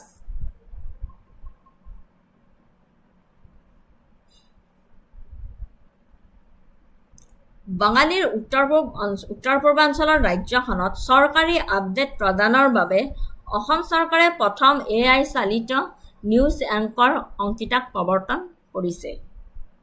অংকিতাৰ অৰ্থ হ'ল অসমৰ নৱযুগ জ্ঞানভিত্তিক তথ্য প্ৰযুক্তি anchor, স্বাভাৱিক মুখৰ অভিব্যক্তি আৰু সাৱলীল অসমীয়া কণ্ঠৰ সৈতে এক প্ৰাণসুলভ ডিজিটেল অৱতাৰ অংকিতা। মুখ্যমন্ত্ৰী হিমন্ত বিশ্ব শৰ্মাই এক্সত এটা ভিডিঅ'ৰ জৰিয়তে মুকলি কৰা এই ছবিখনে শেহতীয়া অসম কেবিনেট বৈঠকৰ গুৰুত্বপূৰ্ণ সিদ্ধান্তসমূহৰ বাতৰি দিছিল যে ডিব্ৰুগড় বিমানবন্দৰৰ নাম ভূপেন হাজৰিকাৰ নামেৰে নামকৰণ কৰা হৈছে আৰু চাহ বাগিচাৰ শ্ৰমিকৰ বাবে বিশেষ অনুদানকে ধৰি। এইটো আপোনালোকে গম পাইছে ন যে ডিব্ৰুগড় বিমানবন্দৰৰ নামটো ভূপেন হাজৰিকাৰ নামেৰে নামকৰণ কৰা হৈছে। এইটো ৰিসেন্টলি পেপাৰত আহিছিলে।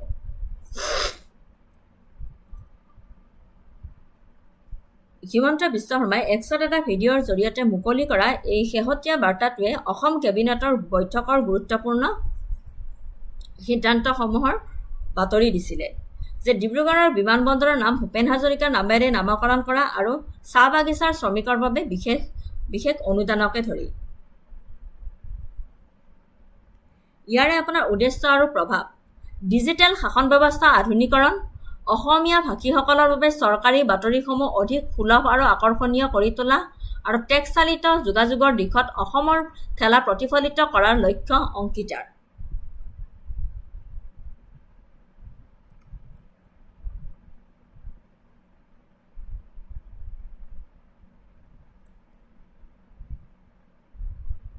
Objectives and impact.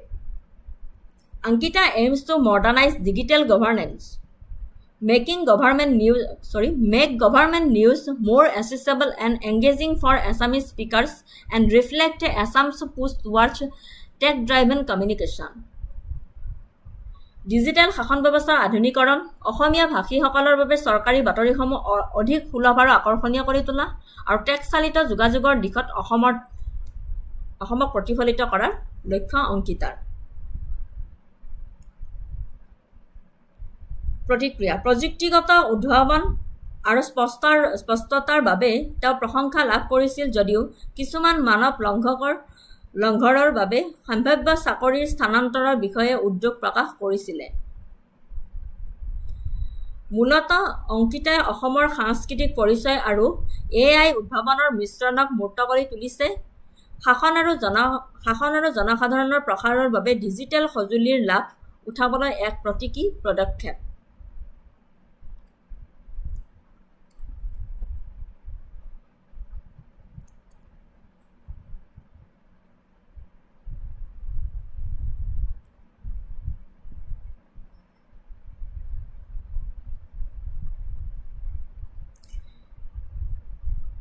Feedback: received praise for his technological innovation and clarity. But some expressed concerns about potential job shifts for human anchors. In essence, Ankita embodies the blend of Assam's cultural identity and artificial innovation, a symbolic step to leverage digital tools for governance and public outreach. মূলতঃ অংকিতাই অসমৰ সাংস্কৃতিক পৰিচয় আৰু artificial ইণ্টেলিজেন্সৰ উদ্ভাৱনৰ মিশ্ৰণক জীৱিত কৰি তুলিছে। শাসন আৰু জনসাধাৰণৰ প্ৰসাৰৰ বাবে ডিজিটেল সঁজুলিৰ লাভ উঠাবলৈ এক প্ৰতীকী পদক্ষেপ হয় বুলি আমি ক'ব পাৰোঁ।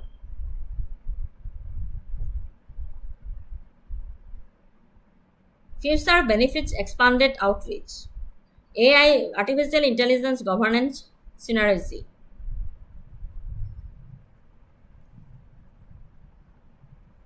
Inspiring innovation: may inspire more artificial intelligence adoption in public services, positioning Assam at the forefront of smart governance. Concerns and balance: employment impact, content authenticity. And final thoughts: Ankita is more than a digital avatar. She is Assam's digital diplomat, blending cultural identity with artificial intelligence-driven clarity. As she takes on more interactive public roles, she promises to reshape how government connects with citizens, making information accessible, immediate, and inclusive.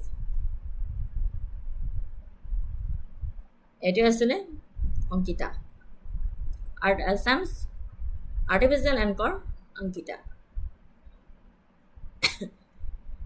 এতিয়া ইয়াৰ পৰা এটা question আনিছিলোঁ। Consider the following statements about Ankita, Assam's AI anchor. Ankita was launched on May 14, 2025 by Chief Minister of Assam. Ankita delivers government updates in both Assamese and Hindi. The primary purpose of Ankita is to enhance citizen engagement and ensure transparent communication of cabinet decisions. Statement for Kudisa Ankita is India's first AI artificial anchor used for private news broadcasting. Which of the above statements are correct? Consider the following statements about Ankita, Assam's AI anchor.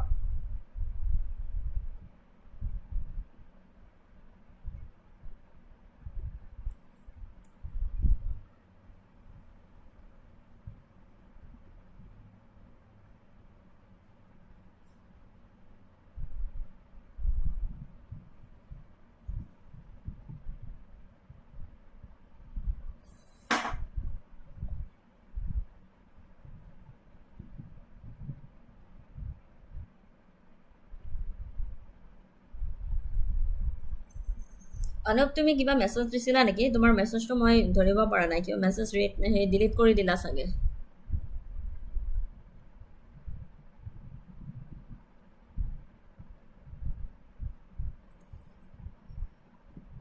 Correct এনচাৰটো চাওঁ আহক।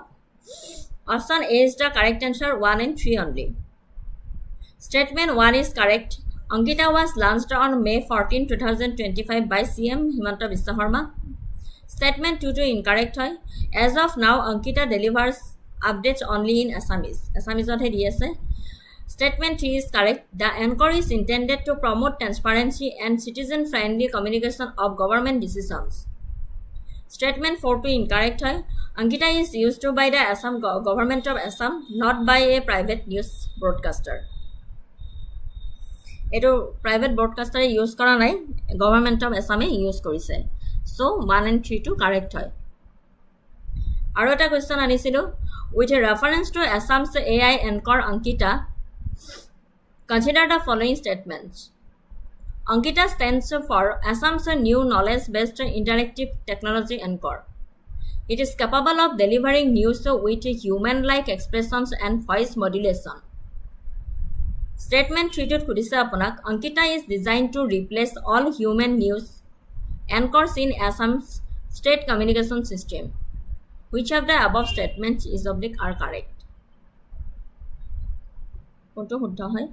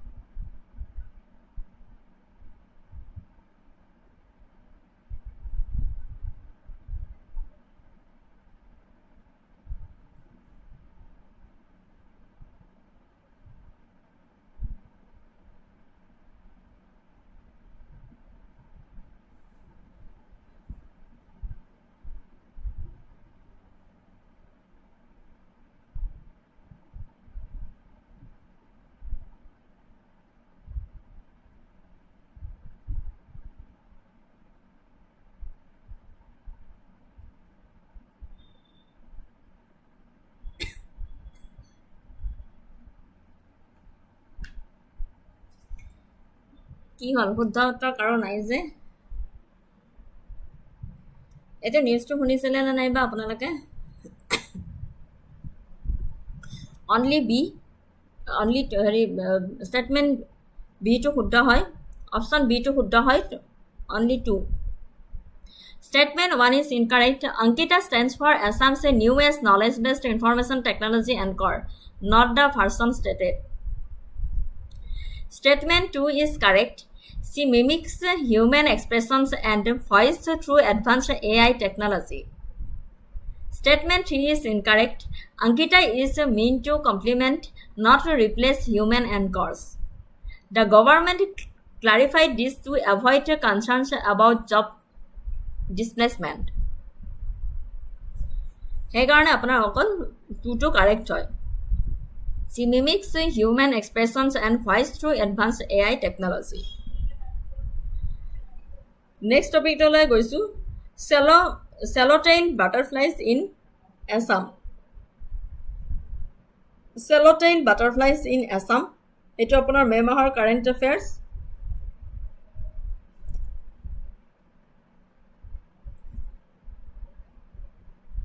অসমত Swallowtail পখিলা উত্তৰ পূব ভাৰতত অৱস্থিত অসম বিশ্বব্যাপী স্বীকৃতিপ্ৰাপ্ত Swallowtail পখিলা বুলি কোৱা হয় এই পখিলাৰ আকৰ্ষণীয় বৈচিত্ৰ্যৰে গৌৰৱ কৰো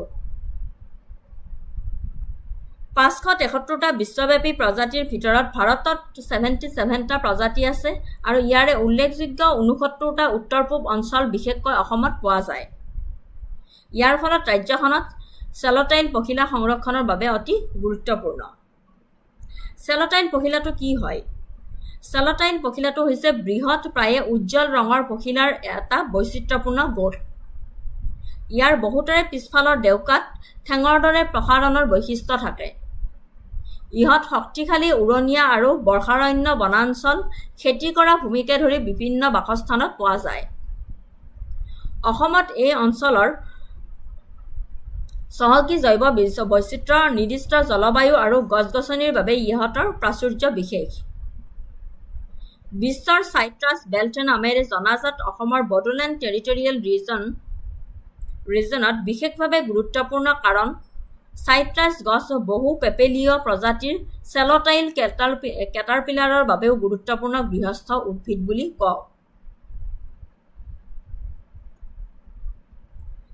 অসমত এই অঞ্চলৰ চহকী জৈৱ বৈচিত্ৰ্য আৰু নিৰ্দিষ্ট জলবায়ু আৰু গছ-গছনিৰ বাবে ইহঁতৰ প্ৰাচুৰ্য বিশেষ বিশ্বৰ চাইট্ৰাছ বেল্ট নামেৰে জনাজাত অসমৰ বড়োলেণ্ড টেৰিটৰিয়েল ৰিজন বিশেষকৈ গুৰুত্বপূৰ্ণ হয় কাৰণ চাইট্ৰাছ গছ বহু পেপেলীয় প্ৰজাতিৰ চেলটাইল কেটাৰপিলাৰৰ বাবে গুৰুত্বপূৰ্ণ গৃহস্থ উদ্ভিদ আৰু অসমত চেলটাইল পখিলাৰ অধ্যয়নৰ উদ্দেশ্য হ'ল সাধাৰণতে সংৰক্ষণ আৰু ইহঁতৰ পৰিৱেশগত ভূমিকা বুজি পোৱাৰ আশে-পাশে আবদ্ধ চেলটাইল পখিলাৰ ইয়াৰ প্ৰধান উদ্দেশ্য হ'ল সাধাৰণতে সংৰক্ষণ আৰু ইহঁতৰ পৰিৱেশগত ভূমিকা বুজি পোৱাৰ আশে-পাশে আবদ্ধ Objectives of studying celotile butterflies in Assam The primary objectives of studying celotile butterflies in Assam typically revolve around conservation and understanding their ecological roles. Assessing conservation status and threats, understanding host-plant relationships, ecological monitoring, developing conservation strategies, promoting ecotourism and awareness. And significance hold the presence and well-being of celotile butterflies in Assam hold a significant importance for several reasons. Biodiversity hotspot, environmental indicators, flagship species for conservation, scientific research, and ecological importance is pollination, food chain component and nutrient cycling, and ecosystem health regulators. The celotile butterflies in Assam are not just beautiful creatures, but also vital components of the region's rich biodiversity and ecological health. Their study and conservation are paramount for maintaining the delicate balance of Assam's natural ecosystem.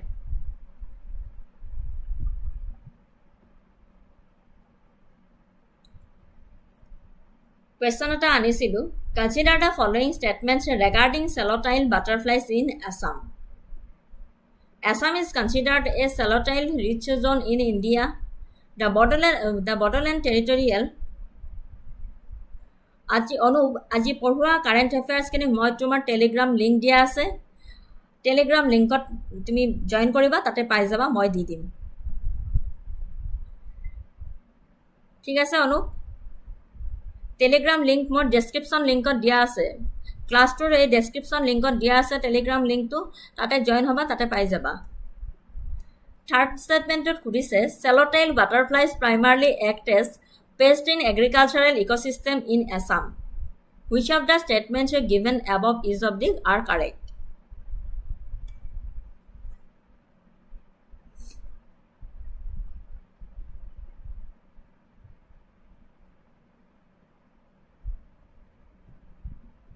Description link telegram link dia ase whatsapp link dia ase mock test paper link dia ase saba tate telegram link join hole pdf pai jaba yare শুদ্ধ উত্তৰটো হৈছে তোমাৰ option A is the correct answer 1 and 2 only Statement 1 and 2 accurately reflect the importance of Assam as a celotile rich zone and the significance of the BTR due to citrus host plants এই কাৰণে 1 and 2 টো শুদ্ধ উত্তৰ হয় Next topic today goisu Assam cabinet decision chief minister Jiban Perana scheme এইবাৰ অসমৰ budget চাইছিলে আপোনালোকে এইবাৰ বাজেটত কোনো তেনেকুৱা নতুন স্কিম আনা নাছিলে কিন্তু এইটো স্কিম নতুন আনিছে বাকি স্কিম গিটা আগৰ স্কিমে ইউটিলাইজ কৰি আছে কিন্তু এই স্কিমটো বাজেটত এইবাৰ নতুন আনিছে ইয়াৰ বাহিৰে আৰু নতুন স্কিম এইবাৰ বাজেট অসম বাজেটত আনা হোৱা নাই এইটো নতুন স্কিমটো হৈছে chief minister's Jiban Prerana scheme চাবা ভালকে The Chief Minister's Jivan Prerana Scheme, also referred to as Jivan Prerana Scheme, is a significant initiative of the Assam government aimed at providing financial assistance and motivational support to young graduates and research scholars in the state. Yare objective hoise support for graduates, support for research scholars, youth empowerment, clear provisions and benefits.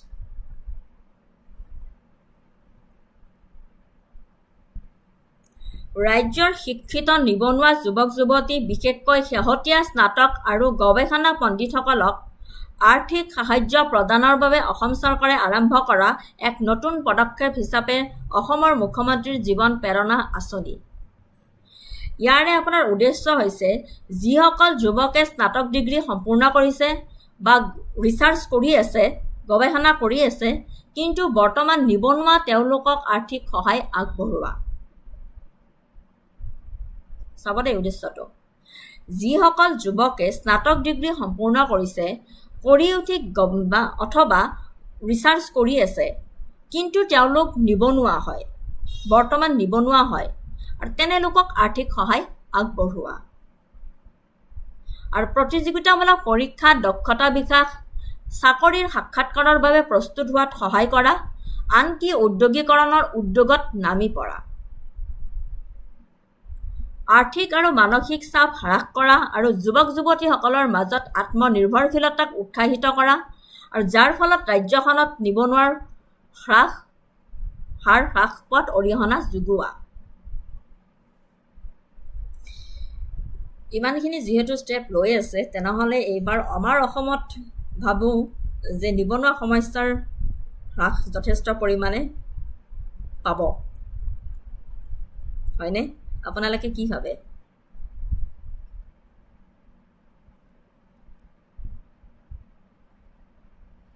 Actually নিবনুৱা সমস্যাৰ কাৰণে চৰকাৰে দায়ী নহয় আমি কেণ্ডিডেটবোৰো দায়ী হয়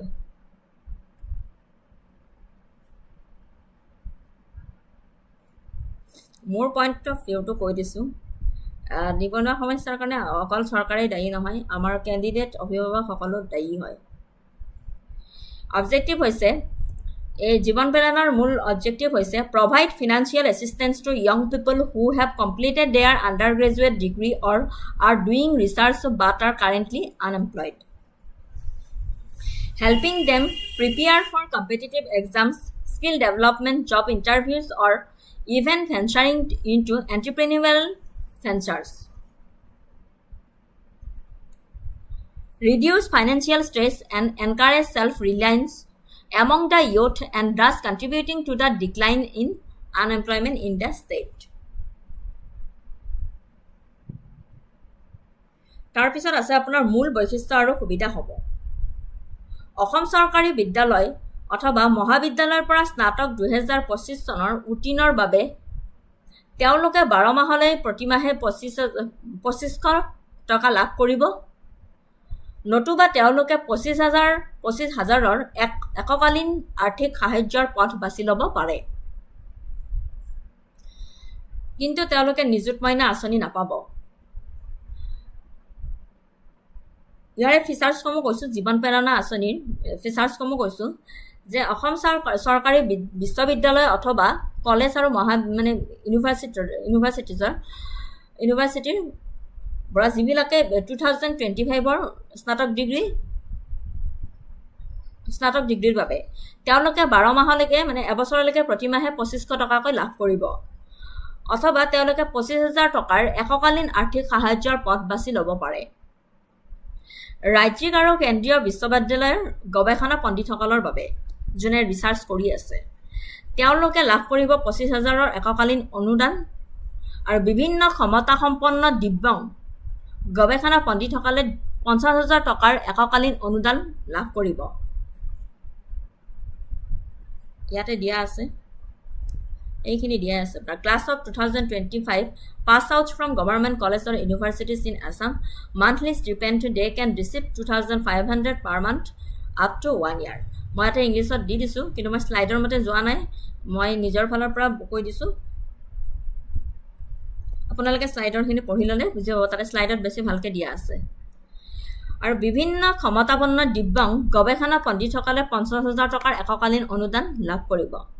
আৰু এই ধনৰাশি পোনপটীয়াকৈ হিতাধিকাৰীৰ আধাৰ সংযুক্ত বেংক একাউণ্টত বিতৰণ কৰা হ'ব, মানে ডাইৰেক্ট বেনিফিট ট্ৰেন্সফাৰ। আৰু ইয়াৰে আপোনাৰ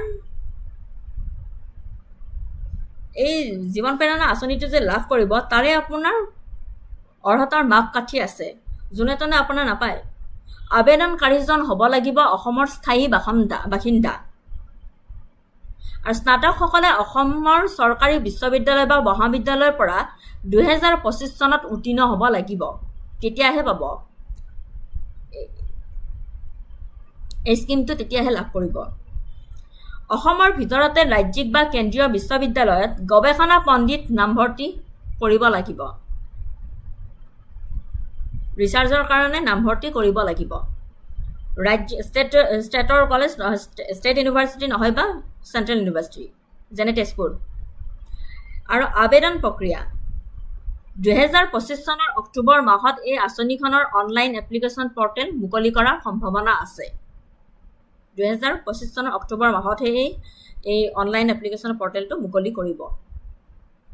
প্ৰয়োজনীয় নথিপত্ৰসমূহৰ ভিতৰত সাধাৰণতে অসমৰ বাসস্থানৰ প্ৰমাণ, বয়সৰ পৰীক্ষণ, আয়ৰ প্ৰমাণপত্ৰ, শিক্ষাগত অৰ্হতাৰ প্ৰমাণপত্ৰ, বেংক একাউণ্টৰ সবিশেষ আৰু এটা স্থায়ী বাসিন্দা প্ৰমাণপত্ৰ PRC বা প্ৰাসংগিক ঘৰুৱা প্ৰমাণপত্ৰ আদি লাগিব। বাজেটত উল্লেখে কৰিলে এই নতুন স্কিমটোৰ কথা, কিন্তু এতিয়ালৈকে আপোনাৰ ষ্টাৰ্ট হোৱা নাই। এই অক্টোবৰ মাহতহে এই আঁচনিখনৰ অনলাইন এপ্লিকেশ্যনটো পৰ্টেলটো মুকলি কৰিব। আৰু মন কৰিবলগীয়া যে এই আঁচনিখন নিবনুৱা ভাত্তা নহয়, শিক্ষা আৰু নিয়োগৰ মাজৰ ব্যৱধান দূৰীকৰণ কৰাতহে যুৱক যুৱতীসকলক সহায় কৰিবলৈহে প্ৰেৰণাদায়ক সহায় হিচাপে ডিজাইন কৰা হৈছে, বুজিছেনে?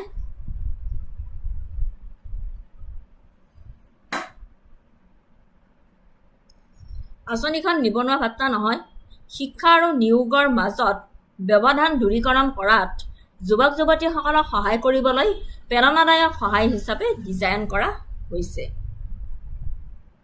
ঠিক আছে, বুজি পালেনে?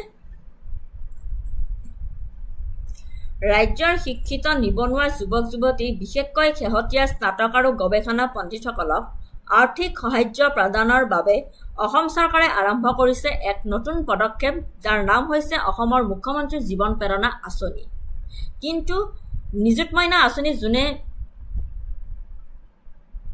এপ্লাই কৰিছে তেওঁলোকে কিন্তু এইটো নাপায়, জীৱন প্ৰেৰণা আঁচনি এইটো এপ্লাই কৰিবলৈ নাপাব। ইয়াতে লিখি দিয়া আছে, এলিজিবিলিটিত লিখি দিয়া আছে যে বেনিফিচিয়াৰিজ অফ দ্য নিযুত মইনা scheme are generally not eligible for জীৱন প্ৰেৰণা, তেওঁলোকে নাপায় কিন্তু এইটো। ঠিক আছে, এতিয়া ইয়াৰ পৰা এটা কুৱেশ্যন আনিছিলোঁ যে consider the following statements regarding the chief minister's Jiban Prerana scheme recently announced by the Assam cabinet. The scheme aims to provide financial assistance to fresh graduates from government universities and colleges in Assam. Statement 2 dice, under the scheme, research scholars pursuing studies in state and central universities are eligible for a one-time grant of ₹50,000.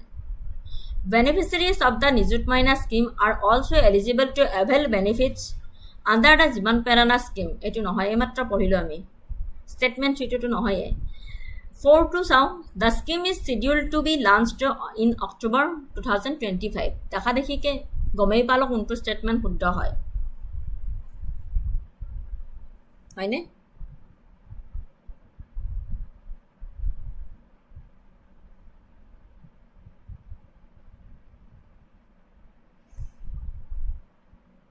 Option B is the correct answer 1 and 4. 1 to correct হয়. The primary objective of the scheme is indeed to support fresh graduates from government institution in Assam. Statement 2 to incorrect হয়, that while research scholars are eligible For a one-time grant, the amount specified is 25,000 for general research scholars and rupees 50,000 is specifically for Divyang, specially abled scholars. Incorrect hoy etu. Statement 3 to incorrect hoy. Nijut paina etu koye dile matro not eligible. Nijut paina scheme june jone loi ase etia তেওঁলোকৰ কাৰণে জীবন প্ৰেৰণা scheme নাই. Statement 4 to correct hoy ki har karone. The scheme is officially scheduled for launch in October 25. Budget hai ullekh korile teket anile etu kintu etialeke starting hua nai. October he starting hobo mane launch koribo. Next topic to le goisu supporting working women Samarth day care facility at Assam Secretariat.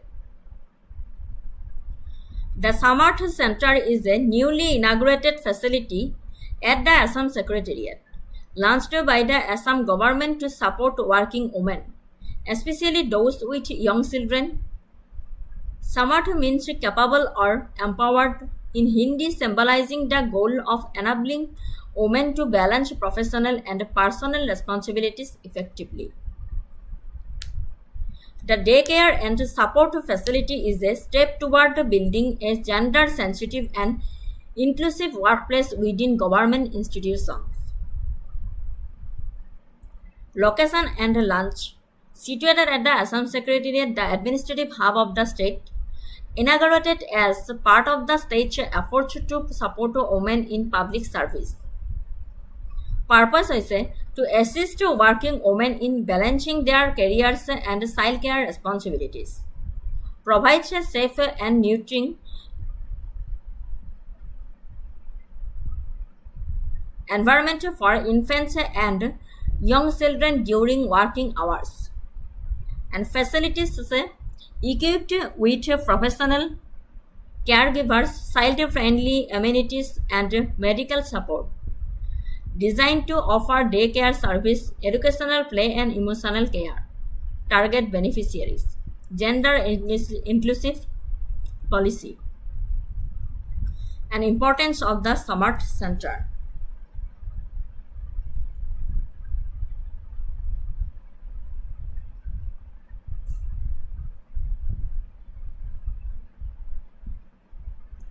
সচিবালয়ত অসমৰ সমৰ্থ day care facility mission শক্তিৰ অধীনত বহল সমৰ্থ পদক্ষেপৰ অংশ, যাৰ লক্ষ্য হৈছে মহিলাসকলক বিশেষকৈ কৰ্মৰত মাতৃসকলক নিৰ্ভৰযোগ্য নিৰাপদ শিশু যত্নৰ সহায় প্ৰদান কৰি সবলীকৰণ কৰা।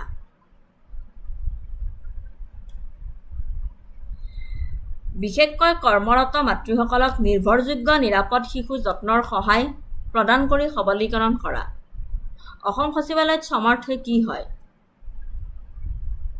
সচিবালয়ত কাম কৰা মহিলাসকলৰ শিশু 6 মাহৰ পৰা 6 বছৰৰ বাবে ডে কেয়াৰ চেণ্টাৰ হিচাপে কাম কৰে, যাতে তেওঁলোকৰ ল'ৰা-ছোৱালীয়ে কাম কৰাৰ সময়ত নিৰাপদ আৰু লালন পালন কৰা পৰিৱেশত থাকে। বুজিছেনে? সচিবালয়ত কাম কৰা মহিলাসকলৰ শিশু 6 মাহৰ পৰা 6 বছৰৰ বাবে ডে কেয়াৰ চেণ্টাৰ হিচাপে কাম কৰে, যাতে তেওঁলোকৰ ল'ৰা-ছোৱালীয়ে কাম কৰাৰ সময়ত নিৰাপদ আৰু লালন পালন কৰা পৰিৱেশত থাকে। চাখী নিবাস কৰ্মী মহিলাৰ হোষ্টেল আঁচনিৰ অধীনত নিৰ্মিত, য'ত আৱাসী বা নিয়োজিত মহিলাসকলৰ বাবে স্থানীয়ভাৱে ডে কেয়াৰৰ সুবিধা অন্তৰ্ভুক্ত কৰা হৈছে। মূল সুবিধাসমূহ: নিৰ্ভৰযোগ্য তত্ত্বাৱধান, শিশুসকলে গাঁথনিগত যত্ন লাভ কৰে, খাদ্য, খেলা-ধূলা, আগতীয়া শিক্ষণ কাৰ্যকলাপ, যেতিয়া অভিভাৱকে চৰকাৰী কৰ্তব্য পালন কৰি থাকে। লিংগ অন্তৰ্ভুক্ত নীতি, যোগ্যতাই সকলো শ্ৰমিক মহিলাক সামৰি লয়। অবিবাহিত, বিবাহিত, বিধৱা, বিবাহ বিচ্ছেদ হোৱা, বঞ্চিত সম্প্ৰদায়ৰ বা শাৰীৰিক অক্ষমতা থকাসকলৰ বাবে অগ্ৰাধিকাৰ।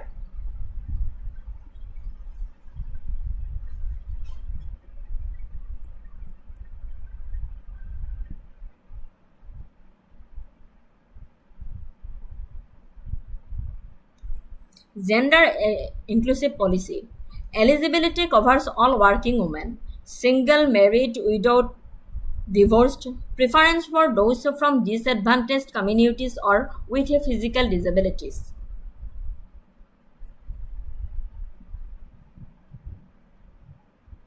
কৰ্মশক্তিৰ অংশগ্ৰহণ বৃদ্ধি শিশুৰ যত্নৰ সৈতে জড়িত বাধাসমূহ হ্ৰাস কৰি মহিলাসকলক চৰকাৰী ভূমিকাত অধিক সম্পূৰ্ণৰূপে জড়িত হ'বলৈ সক্ষম কৰে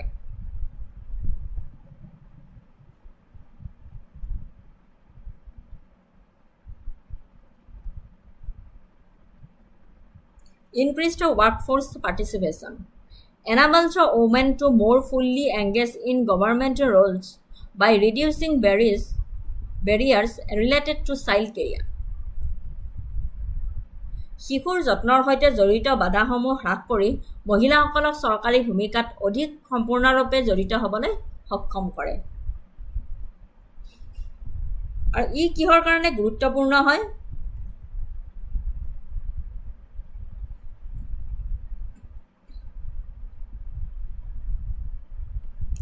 জনসভাত লিংগ সমতাক সমৰ্থন কৰে মহিলা বিষয়া আৰু কৰ্মচাৰীসকলক কাম আৰু অভিভাৱকত্বৰ ক্ষেত্ৰত নিৰবিচ্ছিন্নভাৱে ভাৰসাম্য ৰক্ষা কৰিবলৈ দিয়ে সেইকাৰণে ই গুৰুত্বপূৰ্ণ নাৰী কল্যাণৰ প্ৰতি অসমৰ দায়বদ্ধতাক প্ৰতিফলিত কৰে মিছন শক্তিৰ ছাতিৰ অধীনত ৰাষ্ট্ৰীয় ক্ৰেচ আৰু সখী নিবাসৰ দৰে জাতীয় আঁচনিৰ সৈতে সংগতি ৰাখি কাম কৰা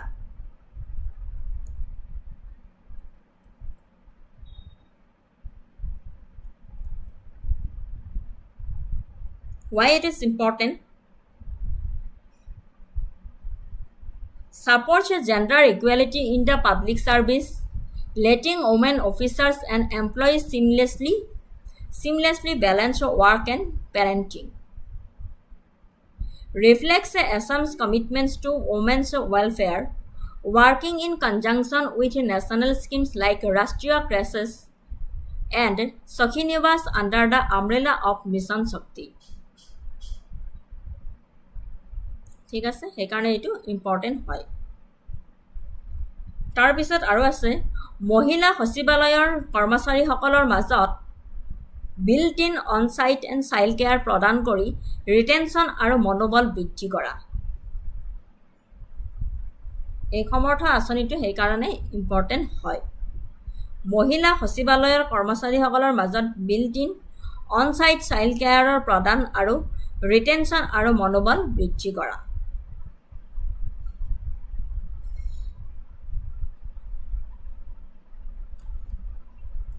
ইয়াৰ ওপৰত এটা কোৱেশ্চন আনিছো Consider the following statements regarding the Samarth Center inaugurated at the Assam Secretariat. The Samarth Center is a daycare and support facility for working women employed at the Assam Secretariat.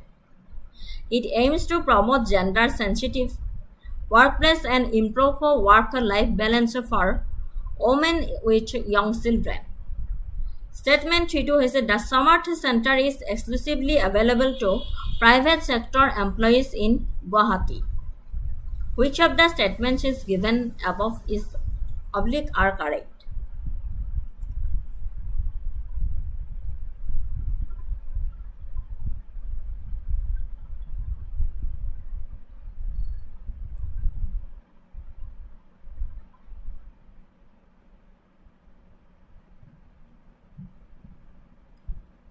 Correct answer to is option A 1 and 2 only. Statement 1 is correct. The Samarth Center has been established at the Assam Secretariat for Working Women. Statement 2 to correct hoy. Its purpose is to promote gender inclusivity and support work-life balance. Statement 3 to incorrect hoy. The facility is not for private sector employees. It is meant for women working in the Assam Secretariat government sector. ঠিক আছে next টপিকটোলৈ গৈছো Rising Stars Northeast India excels at Hello India Youth Games 2025.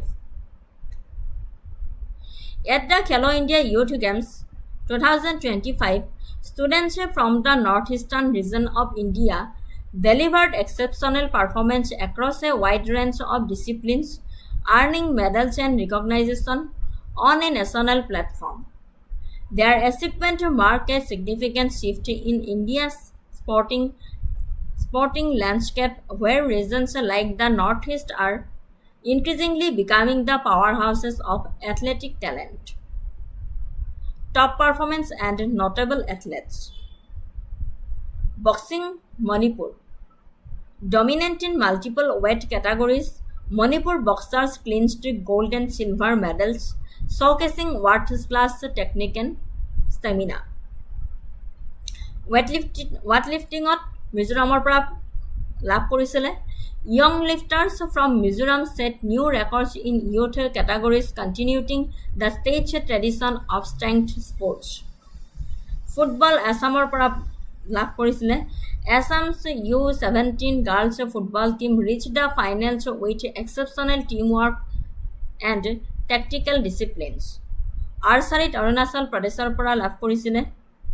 Archerists from Arunachal shot their way to the podium, underlying the precision and focus developed in local training centers.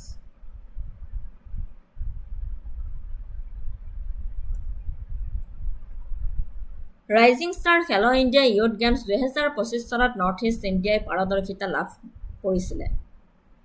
খেলো India youth games 2025ত ভাৰতৰ উত্তৰ পূব অঞ্চলৰ ছাত্ৰ-ছাত্ৰীসকলে বিস্তৃত শাখাৰ মাজেৰে ব্যতিক্ৰমী প্ৰদৰ্শন আগবঢ়াই ৰাষ্ট্ৰীয় মঞ্চত পদক আৰু স্বীকৃতি অৰ্জন কৰে।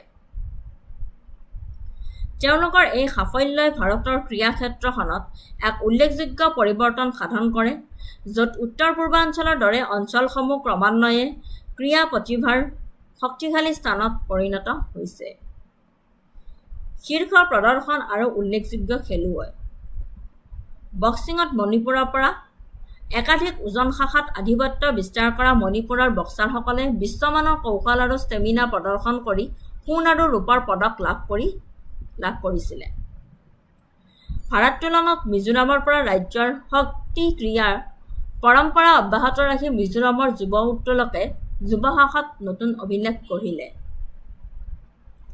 আৰু ফুটবল অসমৰ পৰা ব্যতিক্ৰমী দলীয় কাম-কাজ আৰু কৌশলগত অনুশাসনেৰে অসমৰ 17 বছৰ অনুৰ্ধৰ ছোৱালী ফুটবল দলে ফাইনেলত প্ৰৱেশ কৰিছিল। আৰু আৰ্চাৰীত অৰুণাচলৰ ধনুৰ্বিদসকলে স্থানীয় প্ৰশিক্ষণ কেন্দ্ৰসমূহত বিকশিত হোৱা নিষুকতা আৰু মনোযোগৰ ওপৰত আণ্ডাৰলাইন কৰি মঞ্চলৈ যোৱাৰ পথত পৰিচালনা কৰিছিলে।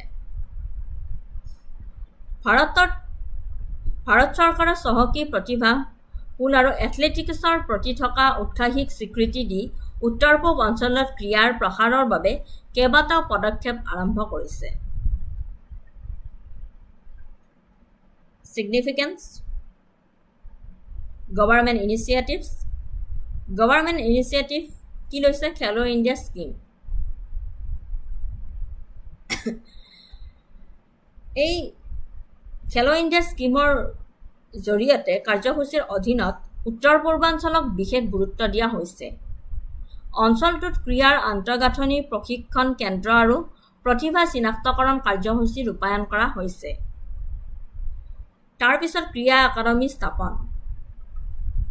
ভাৰতীয় ক্ৰীড়া কৰ্তৃপক্ষই পেছাদাৰী প্ৰশিক্ষণ প্ৰদানৰ বাবে মণিপুৰ, অসম, মিজোৰাম আদি ৰাজ্যত আঞ্চলিক কেন্দ্ৰ আৰু একাডেমী স্থাপন কৰিছে। উত্তৰ পূৰ্বাঞ্চল যুৱ মহোৎসৱ আৰু ক্ৰীড়া সভা যুৱক-যুৱতীসকলৰ অংশগ্ৰহণক উৎসাহিত কৰাৰ লক্ষ্যতে এক ঐক্য আৰু গৌৰৱবোধ গঢ়ি তোলাৰ বাবে নিয়মিতভাৱে আয়োজন কৰা হয় এই অনুষ্ঠানসমূহ। আন্তঃগাঁথনি উন্নয়ন।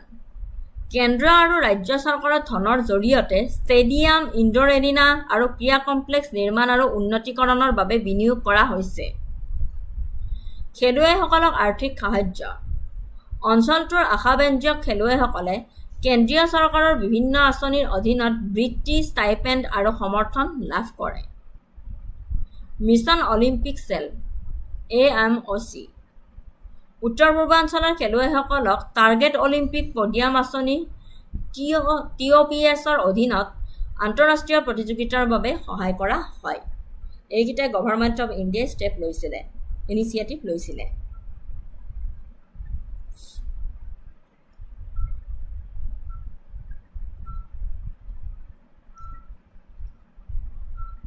Consider the following statements regarding the performance of Northeast India in the Hello India Youth Games 2025. Athletes from Northeast India won medals across various disciplines including boxing, archery, weightlifting. The Hello India scheme provides financial support and training infrastructure to athletes from the Northeastern region. No sports infrastructure projects have been implemented in the Northeastern states under the Hello India scheme. Which of the above statements is oblique are correct?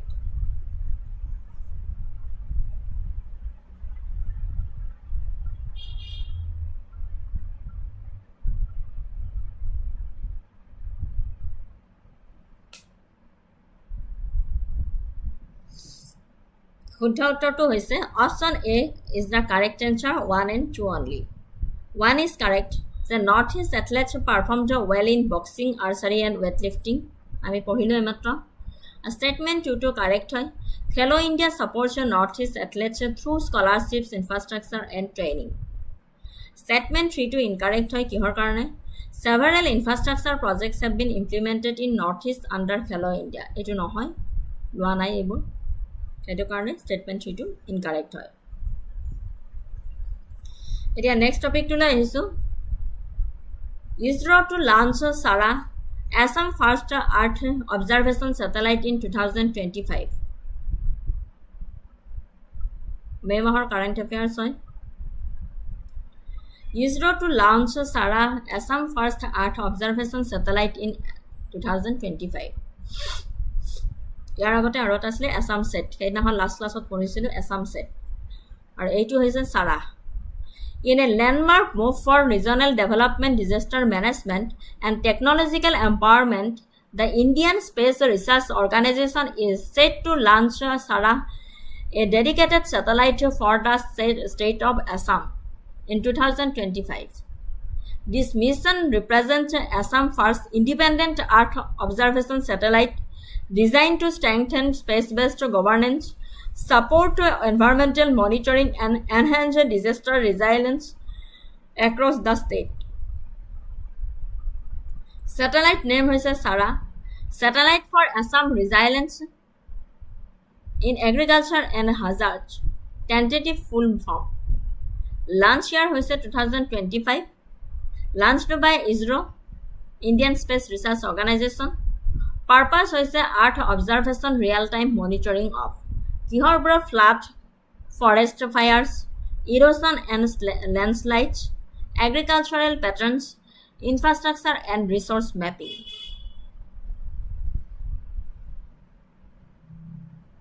Significance for Assam. ISROই মুকলি কৰা SARA 2025 চনত অসমৰ প্ৰথমটো পৃথিৱী পৰ্যবেক্ষণ উপগ্ৰহ আঞ্চলিক উন্নয়ন দুৰ্যোগ ব্যৱস্থাপনা আৰু প্ৰযুক্তিগত সবলীকৰণৰ এক গুৰুত্বপূৰ্ণ পদক্ষেপ হিচাপে ভাৰতীয় মহাকাশ গৱেষণা সংস্থাই 2025 চনত অসম ৰাজ্যৰ বাবে এক নিৰ্দিষ্ট উপগ্ৰহ SARA উৎক্ষেপণ কৰিব বুজিছেনে প্ৰথমটো পৃথিৱী পৰ্যবেক্ষণ কৰা উপগ্ৰহ আঞ্চলিক উন্নয়ন দুৰ্যোগ ব্যৱস্থাপনা প্ৰযুক্তিগত সবলীকৰণৰ এক গুৰুত্বপূৰ্ণ পদক্ষেপ হিচাপে ভাৰতীয় মহাকাশ গৱেষণা সংস্থাই 2025 চনত অসম ৰাজ্যৰ বাবে এক নিৰ্দিষ্ট উপগ্ৰহ SARA উৎক্ষেপণ কৰিব উপগ্ৰহৰ নাম হৈছে SARA কৃষি আৰু বিপদৰ ক্ষেত্ৰত অসমৰ স্থিতিস্থাপকতাৰ বাবে উপগ্ৰহ আংশিক পূৰ্ণৰূপ 2025 চনত মুকলি উৎক্ষেপণ কৰিছে ভাৰতীয় মহাকাশ গৱেষণা সংস্থাই উদ্দেশ্য হৈছে ইয়াৰ পৃথিৱী পৰ্যবেক্ষণ বাস্তৱ সময়ত নিৰীক্ষণ কৰা কিহৰ ওপৰত বানপানী বনজুই খহনীয়া আৰু ভূমিস্খলন কৃষি পদ্ধতি আন্তঃগাঁথনি আৰু সম্পদৰ মেপিং অপাৰেটৰ আৰু অংশীদাৰ ঠিক আছে অসম চৰকাৰৰ পৃষ্ঠপোষকতা আৰু তথ্য আবেদন ইজৰাইল ডিজাইন আৰম্ভণি আৰু তথ্য নিয়ন্ত্ৰণ, শিক্ষানুষ্ঠান আৰু দুৰ্যোগ ব্যৱস্থাপনা কৰ্তৃপক্ষৰ সৈতে সহযোগিতা কৰিছে Israel.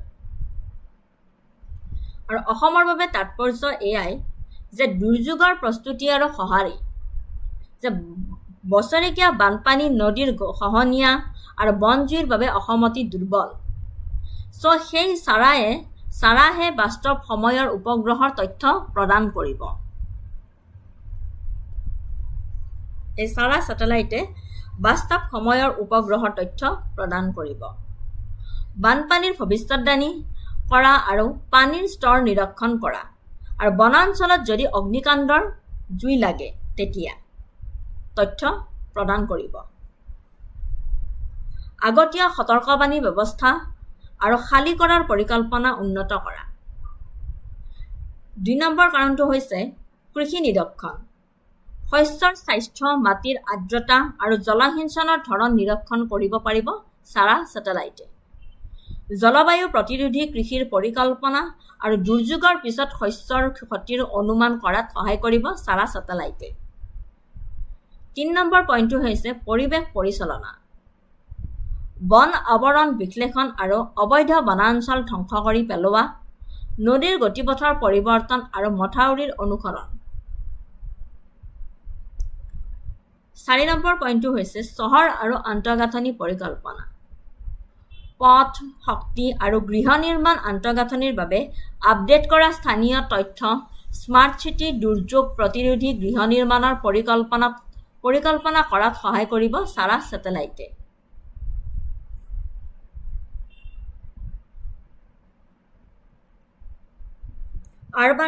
Urban and infrastructure planning. Updated spatial data for road, power and housing infrastructure helps in planning smart cities and disaster resilient housing. Empowerment through technology. প্ৰযুক্তিৰ যোগেদি সবলীকৰণ। অসমক নিজাকৈ মহাকাশ ভিত্তিক শাসনৰ আহিলা থকা প্ৰথম ভাৰতীয় ৰাজ্যসমূহৰ ভিতৰত অন্যতম কৰি তোলা।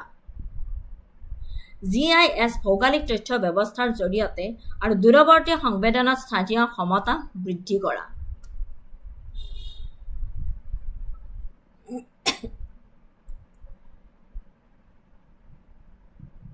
এইকেইটা আছিলে আপোনাৰ অসমৰ বাবে ছিগনিফিকেন্স।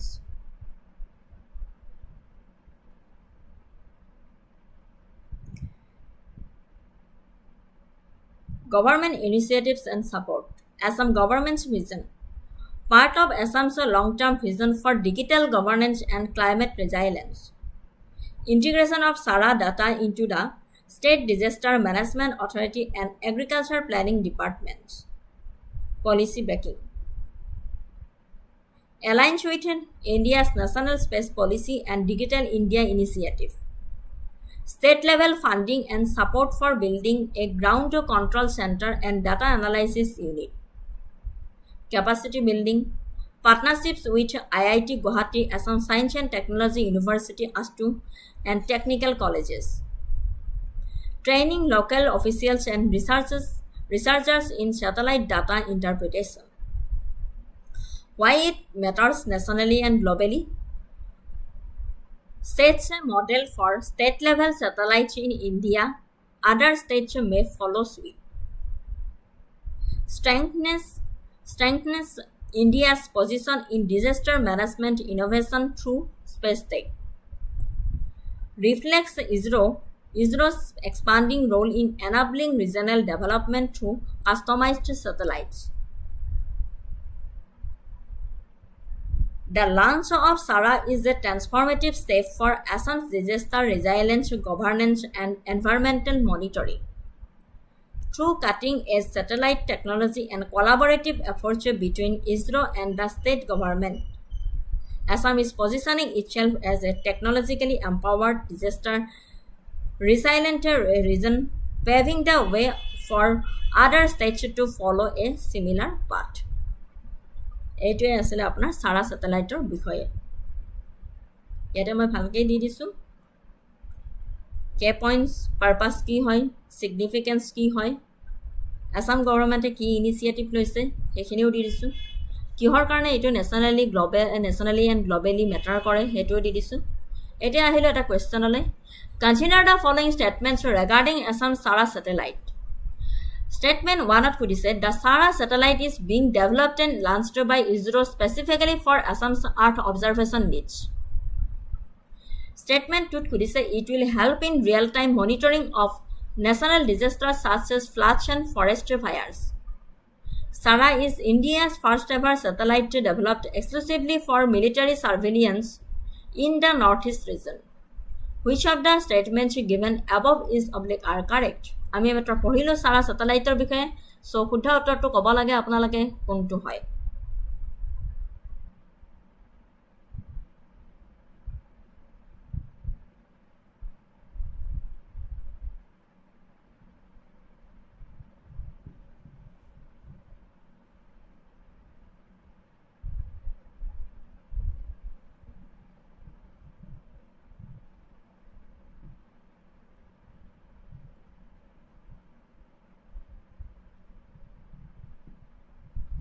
Correct উত্তৰটো হৈছে option A is the correct answer 1 and 2 only. Statement 1 is correct. Sara is a dedicated satellite for Assam launched by ISRO for Earth observation. Statement 2 to correct হয় its purpose includes real-time disaster monitoring floods fires etc.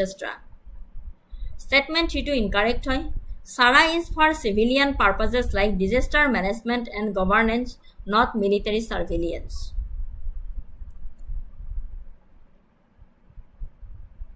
সেইকাৰণে statement 3 টো incorrect হয় next topic তুলৈ গৈছো Assam Civilian Award 2024 এটো এপ্ৰিল মাহৰ আছিল current affair important হয় সকলো এক্সামৰ পৰাই The Assam Civilian Awards instituted by the Government of Assam are the highest civilian honors conferred by the state, similar in pattern to the central government's Bharat Ratna and Padma Awards. They aim to recognize exceptional service and performance of the highest order in any field of human endeavor. The awards are categorized into 3 tiers: Assam Vaibhav, Assam Gaurav, and Assam Saurav. Assam Vaibhavat কি কৈছে This is the highest civilian award in Assam. Recognition is conferred for exceptional contributions that have significantly impacted Assam and beyond.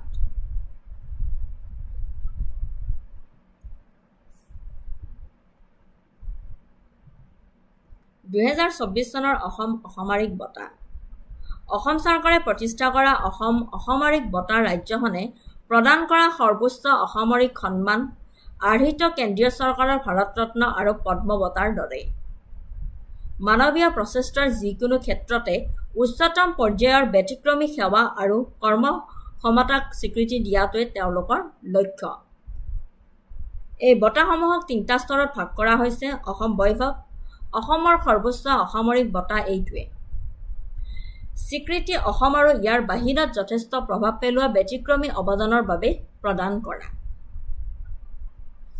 এটা প্ৰশস্তিৰ প্ৰমাণপত্ৰ পদক আৰু আৰ্থিক সাহায্য 5 লাখ চৰকাৰী চিকিৎসালয় বিনামূলীয়া চিকিৎসা ৰাজ্য চৰকাৰৰ চাৰ্কিট হাউচ অতিথিশালা অসম ভৱনত বিনামূলীয়াকৈ থকাৰ ব্যৱস্থাও লাভ কৰে চৰকাৰী অনুষ্ঠানলৈ বিশিষ্ট অতিথি হিচাপে নিয়মীয়াকৈ আমন্ত্ৰিত হয় সংকেতজনক ৰোগৰ চিকিৎসা ব্যয় আৰু আগতীয়াকৈ জাননী দি ASTC বাছত বিনামূলীয়া যাত্ৰাৰ বাবে 2 লাখ পৰ্যন্ত ব্যৱস্থা কৰা হৈছে এইটো সাধাৰণতে বছৰি এটাকৈ বঁটা প্ৰদান কৰা হয়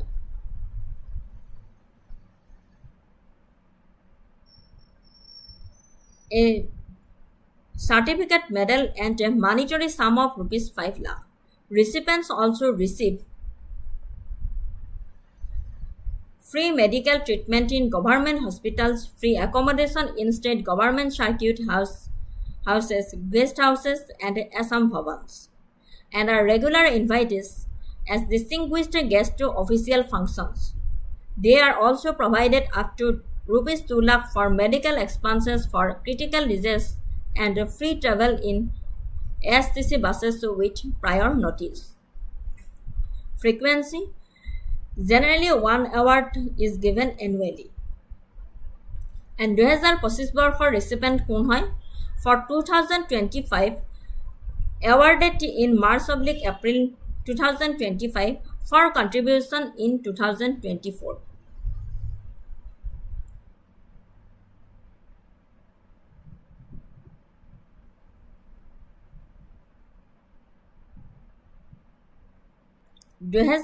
বৰ্ষৰ প্ৰাপক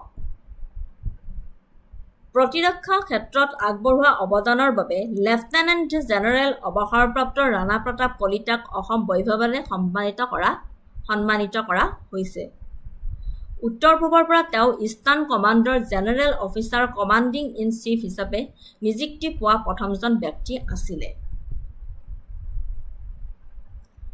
প্ৰতিৰক্ষা ক্ষেত্ৰত আগবঢ়োৱা অৱদানৰ বাবে লেফটেনেণ্ট জেনেৰেল অৱসৰপ্ৰাপ্ত ৰাণা প্ৰতাপ কলিতাক অসম বৈভৱেৰে সন্মানিত কৰা হৈছিলে। আৰু তেওঁ উত্তৰ পূবৰ পৰা ইষ্টাৰ্ণ কমাণ্ডৰ general officer commanding in chief হিচাপে নিযুক্তি পোৱা প্ৰথমজন ব্যক্তি আছিলে।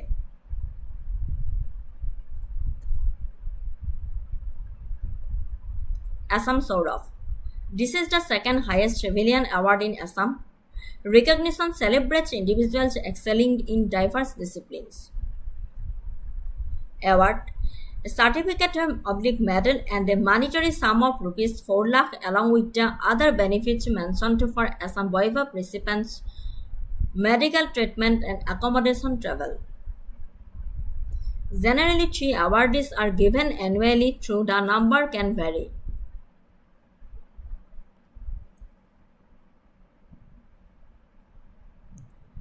অসমৰ দ্বিতীয় সৰ্বোচ্চ অসামৰিক বঁটাটো হৈছে অসম চৌৰভ। বিভিন্ন শাখাত উত্তম ব্যক্তিক দিয়া হয় আৰু এখন প্ৰমাণপত্ৰ, পদক আৰু 4 লাখ আৰ্থিক ৰাশিৰ লগতে অসম বৈভৱ প্ৰাপকসকলৰ বাবে উল্লেখিত অন্যান্য সুবিধাসমূহ হৈছে চিকিৎসা, থকা আৰু খোৱা আৰু ভ্ৰমণ। অসম চৌৰভ প্ৰাপকসকলৰ বাবে উল্লেখিত অন্যান্য সুবিধাসমূহ চিকিৎসা, থকা, খোৱা আৰু ভ্ৰমণ। অসম চৌৰভ এই বঁটাটোত আছে প্ৰমাণপত্ৰ এখন, পদক আৰু 4 লাখ আৰ্থিক ৰাশিৰ লগতে অন্যান্য সুবিধাসমূহ চিকিৎসা, থকা, খোৱা আৰু ভ্ৰমণ। আৰু এই বঁটাটো বছৰি 3টাক দিয়া হয়, যদিও ভিন্ন সংখ্যক হ'ব পাৰে। 2025 বৰ্ষৰ প্ৰাপক কোন হয়? 6 গৰাকী বিশিষ্ট ব্যক্তিয়ে অসম সৌৰভ বঁটা লাভ কৰিছিলে। সুব্ৰমণিয়াম ৰামাদৰাই টাটা কনচালটেন্সি ছাৰ্ভিচৰ প্ৰাক্তন অধ্যক্ষ হয়। IIT উদ্যোগ আৰু শিক্ষাবিদৰ ক্ষেত্ৰত লোৱা ভূমিকাৰ বাবে তেওঁক সন্মানিত কৰা হৈছিলে অসম সৌৰভ বঁটাৰে। বিজ্ঞান আৰু প্ৰযুক্তিবিদ্যাৰ বাবে প্ৰযুক্তিৰ ক্ষেত্ৰত সহায় আগবঢ়োৱাৰ বাবে ডক্টৰ বাপ্পী পল আৰু ডক্টৰ পূৰবী শইকীয়া সন্মানিত কৰা হৈছিলে অসম সৌৰভ বঁটাৰে। দীপেন বৰুৱা প্লেবেক গায়ক আৰু হেমন্ত দত্ত নাট্যশিল্পীক শিল্প আৰু সংস্কৃতিলৈ আগবঢ়োৱা অৱদানৰ বাবে এই বঁটাটো প্ৰদান কৰা হৈছিলে। আৰু উমা চেত্ৰী ক্ৰিকেটাৰক তেওঁ বহুত ভাল খেলে আৰু তেওঁক এই উল্লেখযোগ্য ক্ৰীড়া কৃতিত্বৰ বাবে এই অসম সৌৰভ বঁটাটো প্ৰদান কৰা হৈছিলে। এটা বহুত ইম্পৰ্টেণ্ট কুৱেশ্যন হয়, মনত ৰাখিব। অসম সৌৰভ বঁটা 6 গৰাকী বিশিষ্ট ব্যক্তিয়ে লাভ কৰিছিলে 2025 বৰ্ষত। সুব্ৰমণিয়াম ৰামাদাৰা, ডক্টৰ বাপ্পী পল আৰু ডক্টৰ পূৰবী শইকীয়া, দীপেন বৰুৱা আৰু হিমন্ত দত্ত আৰু Uma Chetri.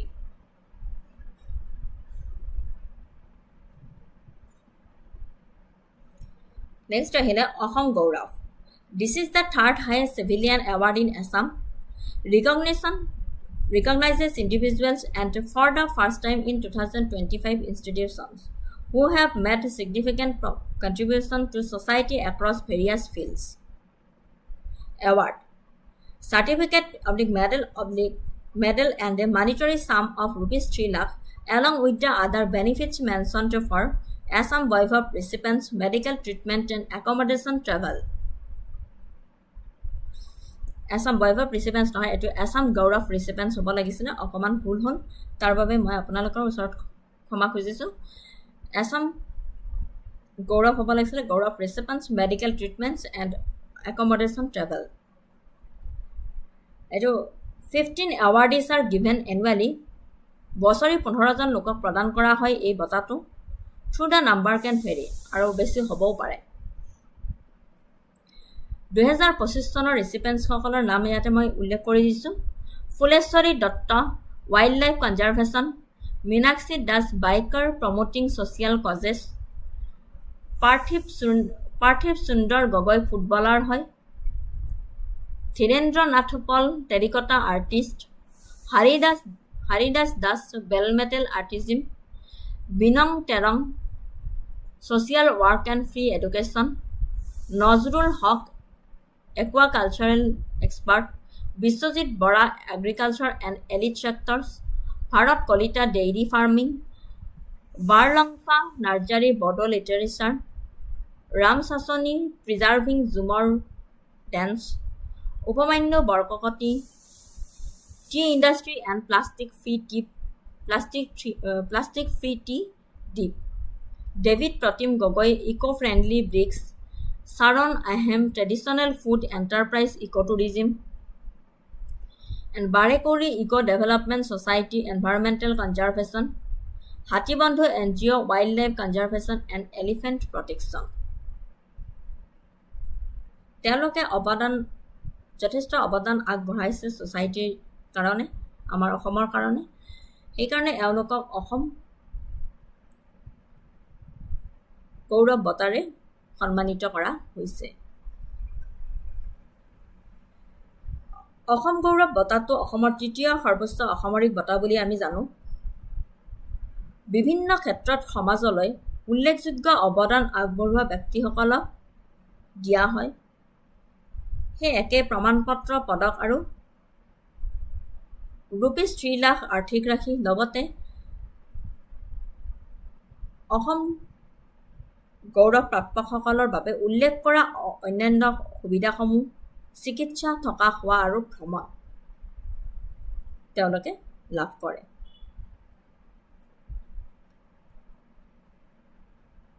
The awards for 2025 were announced on March 9, 2025 by Chief Minister Himanta Biswa Sarma and conferred at a ceremony in Guwahati on March 30, 2025.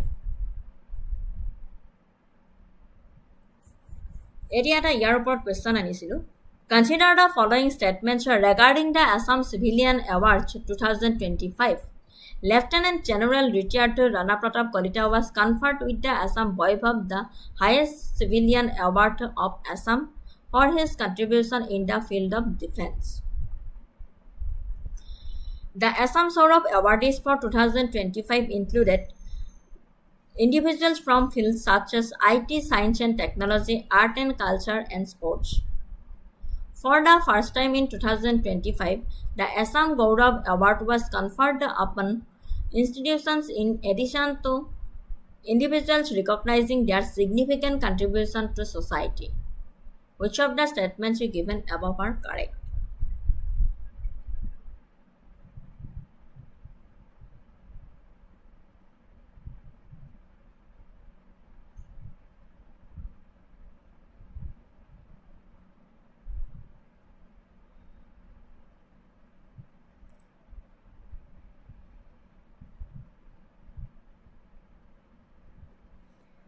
শুদ্ধ উত্তৰটো হৈছে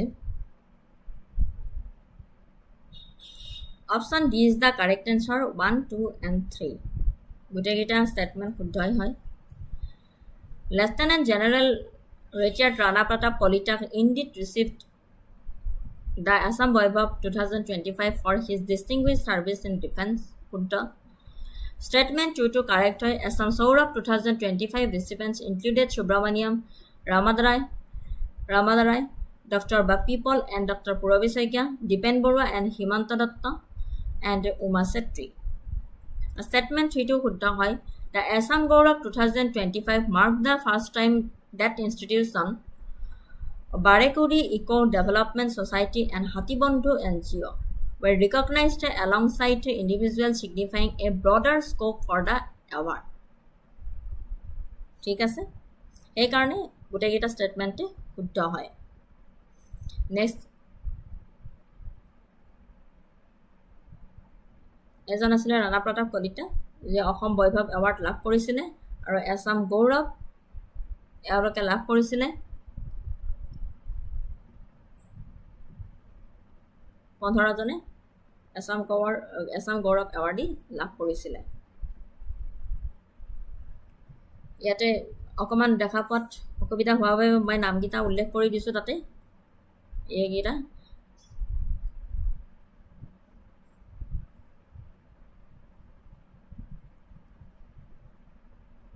নেক্সট টপিকটো লৈ যাওঁ এইখিনিয়ে আছিলে আপোনাৰ এপ্ৰিল মে মাহৰ কাৰেণ্ট এফেয়াৰ আৰু বাকী আছে মই নেক্সট ক্লাছত আকৌ কণ্টিনিউ কৰিম যদি এই ভিডিঅ'টো চাই আপোনালোকে উপকৃত হৈছে বুলি ভাবিছে তো অন্য সকলকো আপোনালোকে শ্বেয়াৰ কৰি দিব যাতে তেওঁলোকৰো সুবিধা হয় আপকামিং এক্সামবোৰত কাৰণ কি অসমৰ কাৰেণ্ট এফেয়াৰ বহুতখিনি বিচাৰিব লগা হয় আৰু বহুত ভালদৰে নাথাকে সো মই বহুত অধ্যয়ন কৰি ষ্টাডি কৰি কেনে পেপাৰৰ পৰা নিউজ চেনেলৰ পৰা নোট ডাউন কৰি ৰাখিছিলোঁ এইখিনি আপোনালোকৰ মাজত আজি দিব পাৰিছোঁ মই সেই কাৰণে সো যিবিলাকে বহুত টাইমৰ পৰা তেওঁলোকে এই ভিডিঅ'টো ক্লাছটো চাই আছিলে তেওঁলোকক মই অশেষ ধন্যবাদ দিছোঁ পুনৰ নতুন এটি ক্লাছত লগ পোৱাৰ আশাৰে আপোনালোকৰ পৰা আজিলৈ বিদায় মাগিছোঁ শুভৰাত্ৰি আপোনালোকৰ যদি এতিয়াও কিবা সুধিব লগা আছে নিশ্চয় সুধিব পাৰে মই আছোঁ অকমান টাইম আৰু লগতে আপোনালোকৰ কি টপিকৰ ওপৰত প্ৰয়োজন আছে আপোনালোকে জনালে মই নিশ্চয় সেই টপিকৰ ওপৰত লৈ আহিবলৈ পাৰিম আপোনাক সহায় কৰিব পাৰিম Thank you so much. কিবা সুধিব লগা থাকিলে সুধিব পাৰে অলপ টাইম আছো